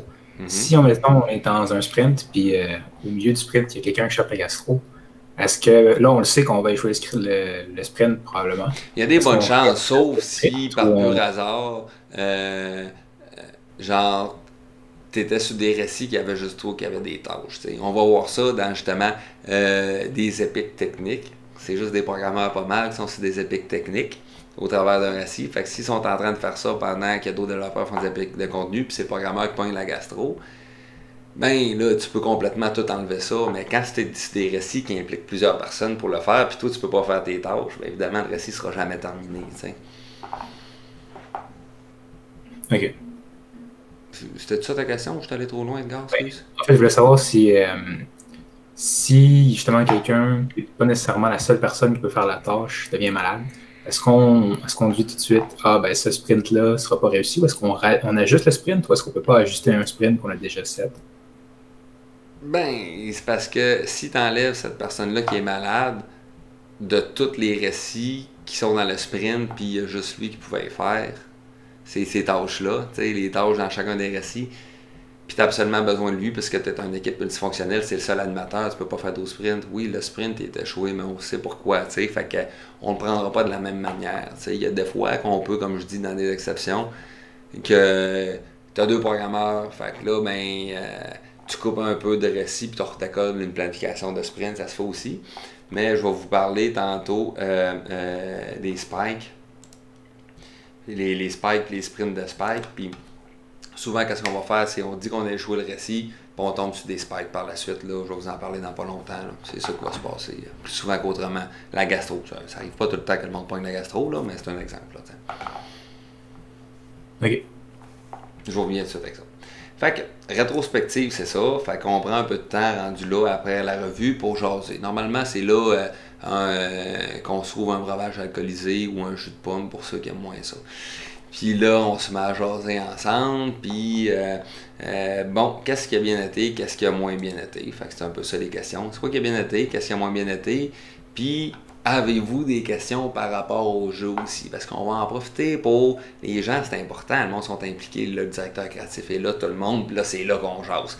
Des propositions, des affaires, on gère. On commence par qu'est-ce qui a bien été, qu'est-ce qui a moins bien été?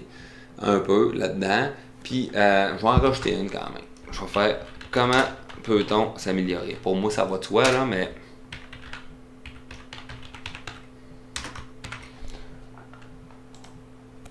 Puis, je vais mettre ça ici. Est-ce que vous avez des questions? Ou des suggestions concernant le projet? On va mettre ça comme ça. Si possible, proposer des changements dans les pipelines ou la communication. Ça, je vais venir mettre ça ici. Comme ça. Tac. Je trouve ça trop long, là. Je vais juste me faire un... Tiens. Comme ça. Donc, ça, c'est la rétrospective. Fait que là, on a vu un peu la planification de sprint, les sprints en soi, puis qu'on les fait tous les jours, puis les revues de sprint. Il nous restait juste à parler des scrums un peu. Donc, les scrums, c'est à tous les matins que le bon Dieu amène. Hein? C'est à 1 heure prédéfinie. Chez Borealis, à 9h30, tous les jours. Un sprint. On est 10, 2 minutes maximum par personne. Normalement, en bas de 15 minutes, c'est fait. Donc, c'est le Scrum Master qui va jouer le rôle d'animateur à ce moment-là. Il fait d'autres choses, le Scrum Master. On va en parler tantôt dans les rôles, dans pas longtemps. Mais c'est le Scrum Master qui joue ce rôle-là. Fait que chaque membre de l'équipe parle debout. Quand on est dans la vraie vie, on se met debout. Pourquoi on se met debout? Ben, c'est un peu pour envoyer le signal. On n'est pas bien avaché ici en train de jaser et de compter notre vie. Là. C'est fait. OK? Puis 3 questions essentielles qu'on a vues un peu dans mon petit graphique. C'est qu'est-ce que tu as fait hier, qu'est-ce que tu vas faire aujourd'hui, puis est-ce que tu as des problèmes. Puis normalement, c'est le Scrum Master. Vous allez avoir un Scrum Master par équipe à identifier dans vos équipes. Donc, est-ce qu'il y a des problèmes? Donc, ça, qu'est-ce que ça fait, c'est quoi les implications? Qu'est-ce que tu vas faire aujourd'hui? Ben, d'une manière sociale de communication, c'est comme si tu t'engages envers ton équipe à dire aujourd'hui, je fais ça. Puis, qu'est-ce que tu dis que tu vas faire aujourd'hui? Ben, normalement, c'est supposé être égal à demain quand tu vas répondre qu'est-ce que tu as fait hier. Ben, c'est supposé être pas mal demain. Fait que quand tu t'engages, tu sais que demain, il va falloir que tu dises si tu as réussi ou pas. Fait que tu es conscient. Puis, ça te force aussi une réflexion en commençant la journée à dire, OK, aujourd'hui, là, je m'attaque sur quoi? Là? C'est pas, attends un peu, là, m'a fait.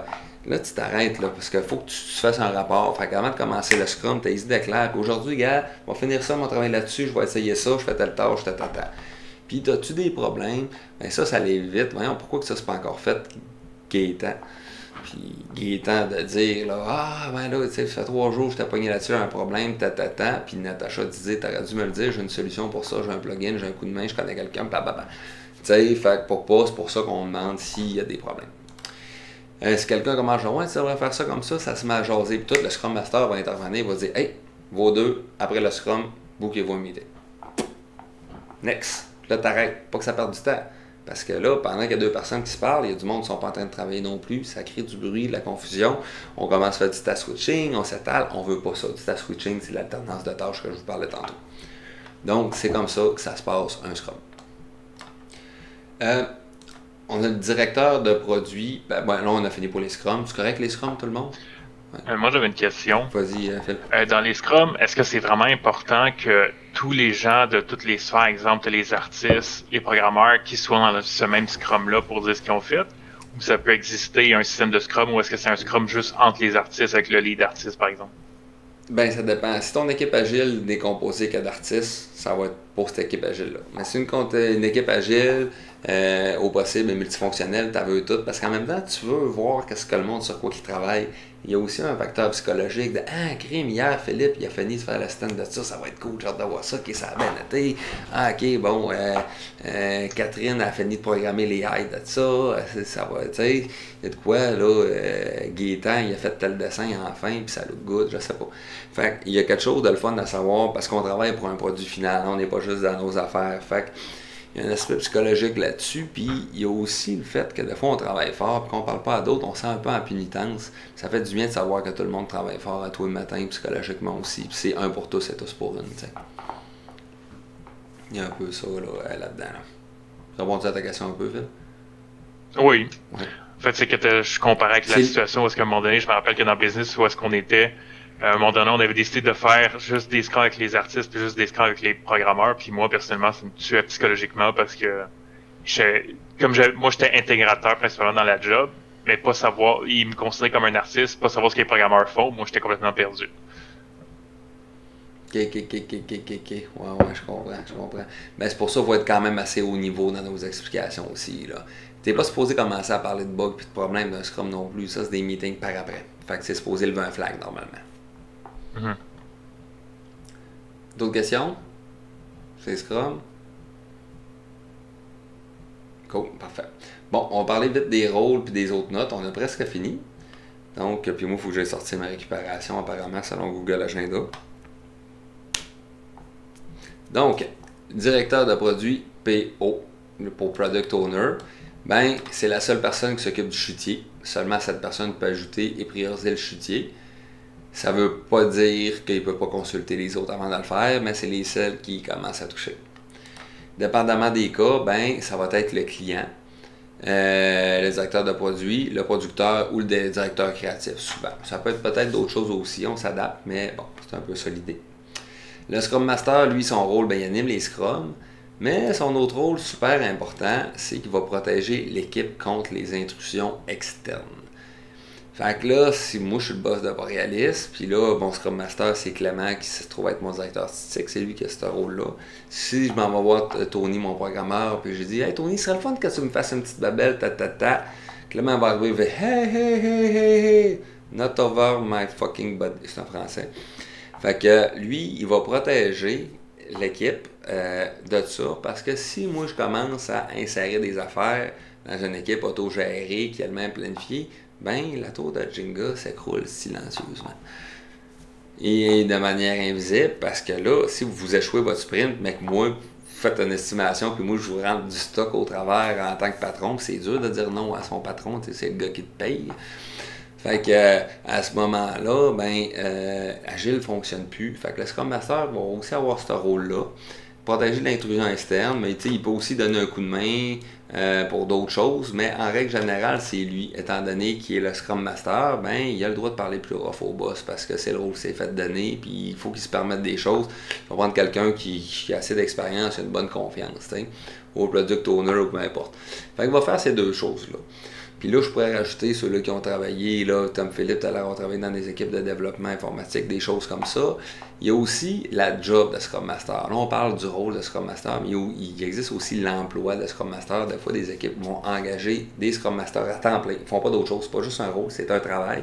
Ces Scrum Masters-là, eux autres, en plus de faire qu'est-ce que je viens de dire là, mais ils vont suivre de près justement les processus de développement de communication pour enlever les irritants. Ils vont remplir en plus la machine à café, puis les babelles, puis peu importe que ça soit dans la structure, dans les processus, dans l'ambiance, les zones, ils vont aider l'équipe à s'auto-améliorer, à se motiver en plus. Fait que des fois, on a des Scrum Masters à temps plein pour ça, qui vont être là tout le temps pendant un certain moment. Fait qu'il y a le rôle et le travail, ceux-là qui ont déjà entendu parler. Là, nous autres, on parle ici vraiment du rôle. Le Scrum Master, c'est ces 2 points-là qui sont là.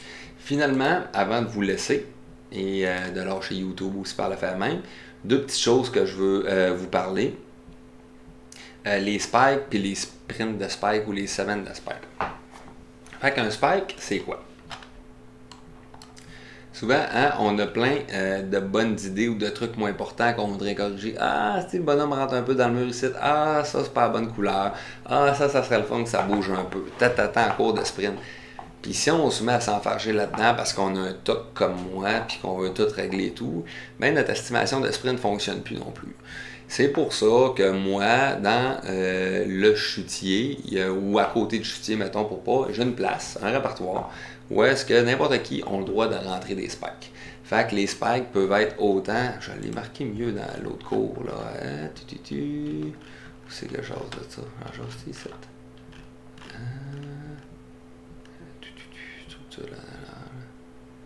Ici, créer des attaques. Non, c'est pas là.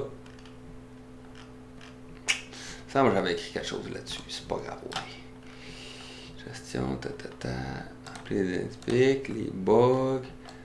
Calendrier de développement, plan d'embauche, budget, non. Suivi de projet, peut-être. Fiche, les calendriers, non. Pas ça non plus. Sinon, on va passer à d'autres choses, puis c'est pas pire que ça, là. Ça, moi, j'avais écrit quelque chose. Pas grave. Donc, d'un petit peu plus mieux fait que ça, mettons. Donc, peut-être que je l'ai mis là, en tout cas. Fait que bref, c'est ça, on va remplir les bugs. T'sais. Fait qu'on va se faire une liste de spikes afin de garder tout en note. C'est carrément ça. Et puis, les spikes, ben, ça peut être autant des améliorations que du polissage, que des petits bugs mineurs. Fait qu'on rentre ça là-dedans au fur et à mesure plutôt que le faire. Au moins, on se le sort de la tête, on se le sort de l'esprit, on met ça là-dedans. On va lui donner souvent aussi un niveau d'importance, fait qu'il fait moyen élevé. 3, des fois, c'est assez. Comme ça. Puis, qu'est-ce qui se passe avec ça, les spikes? C'est que si, admettons, tu as surestimé les choses, ben pour de vrai, c'était pas si long que ça, ben le temps qui te reste dans ton sprint, tu vas aller faire des spikes. Puis ça se remplit. Puis à un moment donné, un directeur de produit peut décider, là, soit parce que ça fait trop longtemps puis il y a trop de spikes de rempli, ou après avoir fait un gros livrable, un jalon, qu'on a fait de l'overtime, on a torché. Écoutez, la semaine prochaine, là, on se tape une petite semaine de spikes. Fait que là, les spikes, là, on en revient la fiche Excel, là. Corrige ça, change la couleur de ça, débat. Fait que c'est niaiseux, là, mais c'est vraiment le fun, une semaine de spikes.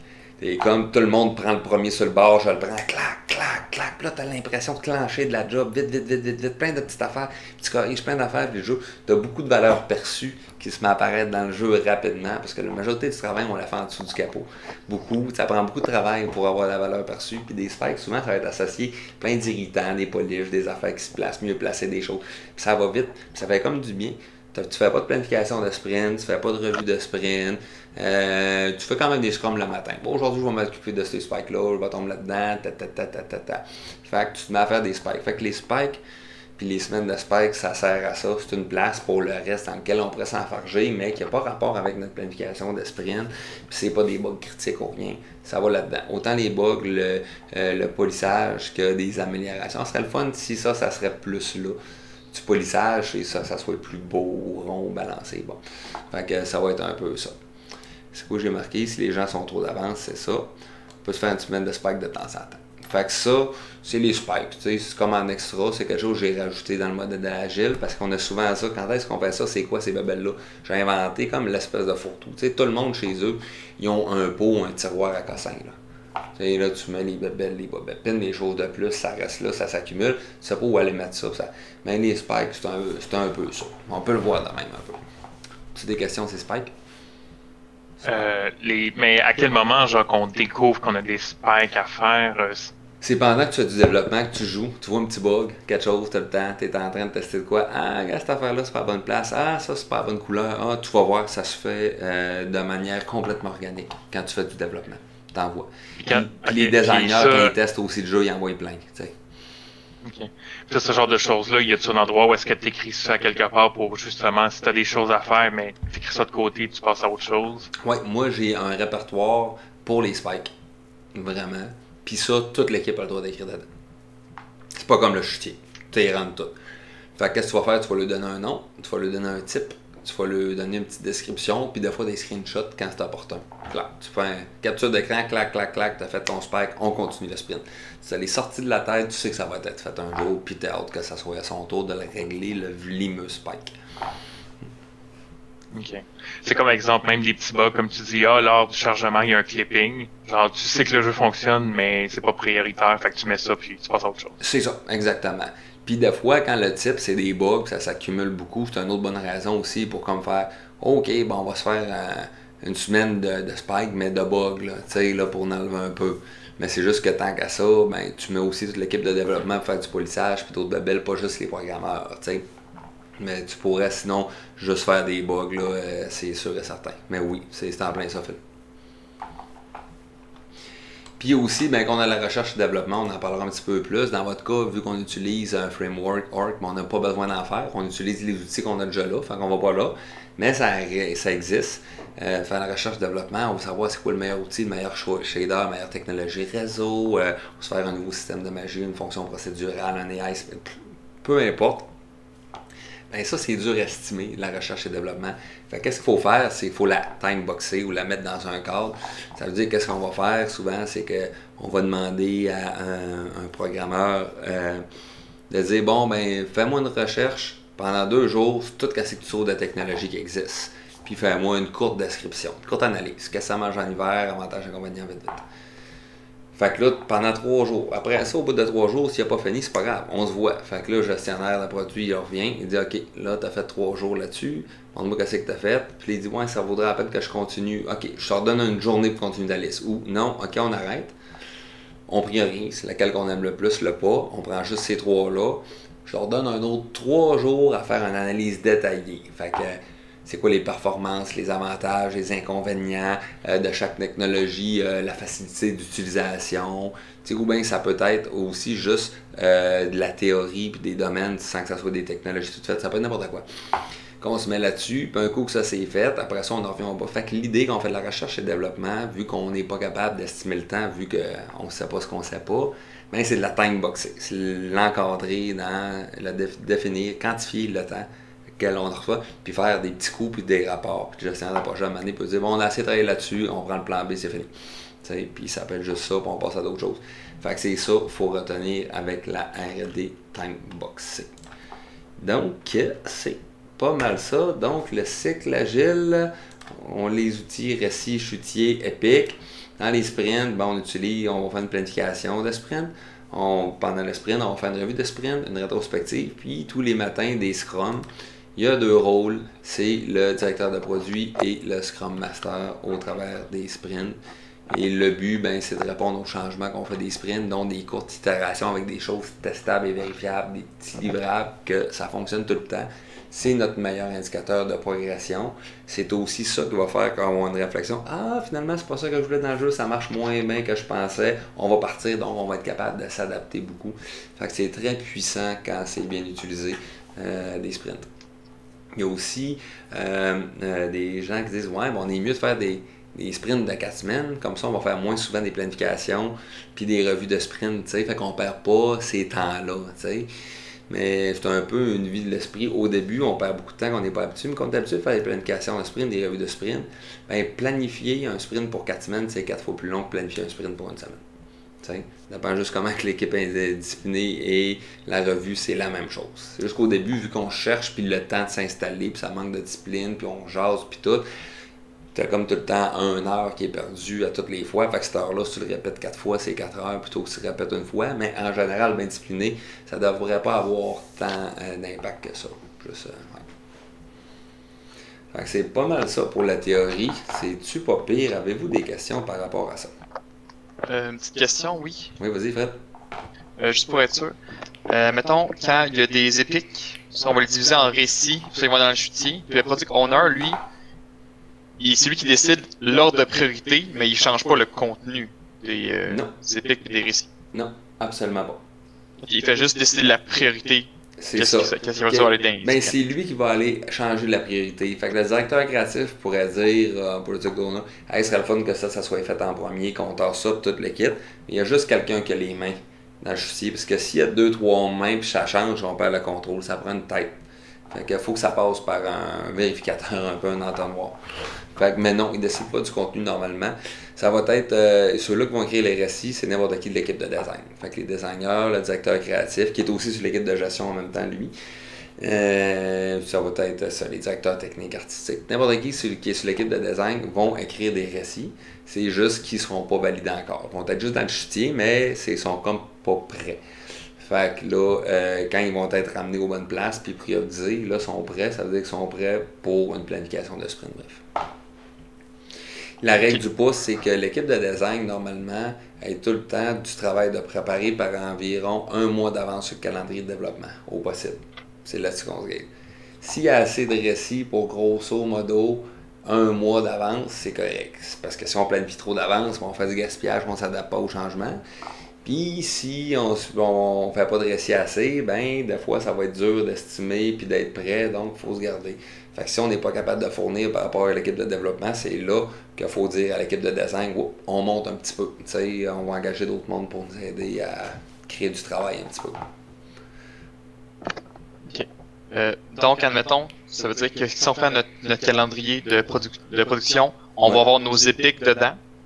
Puis environ 1 mois à l'avance, préférablement, on va commencer à faire, on précise les différents récits. Ouais, ouais, c'est ça, exactement. À peu près pour 1 mois d'avance, on précise. Là, dans notre cas à l'école, vu que c'est un gros projet, là, c'est pas long, ben, on pourrait se dire 2 semaines d'avance, admettons. Tu sais, grosso modo. Fait qu'il faudrait que, quand on commence un sprint, bon, on a déjà un autre d'après, d'avance. Ça serait ça un peu l'idée, mettons. On a déjà 2 autres d'avance, c'est des sprints d'1 semaine. Grosso modo. Fait que là, ben, il y a des gens qui vont être à la fois dans l'équipe de design et l'équipe de développement. Il y a des gens qui vont être juste dans l'équipe de développement.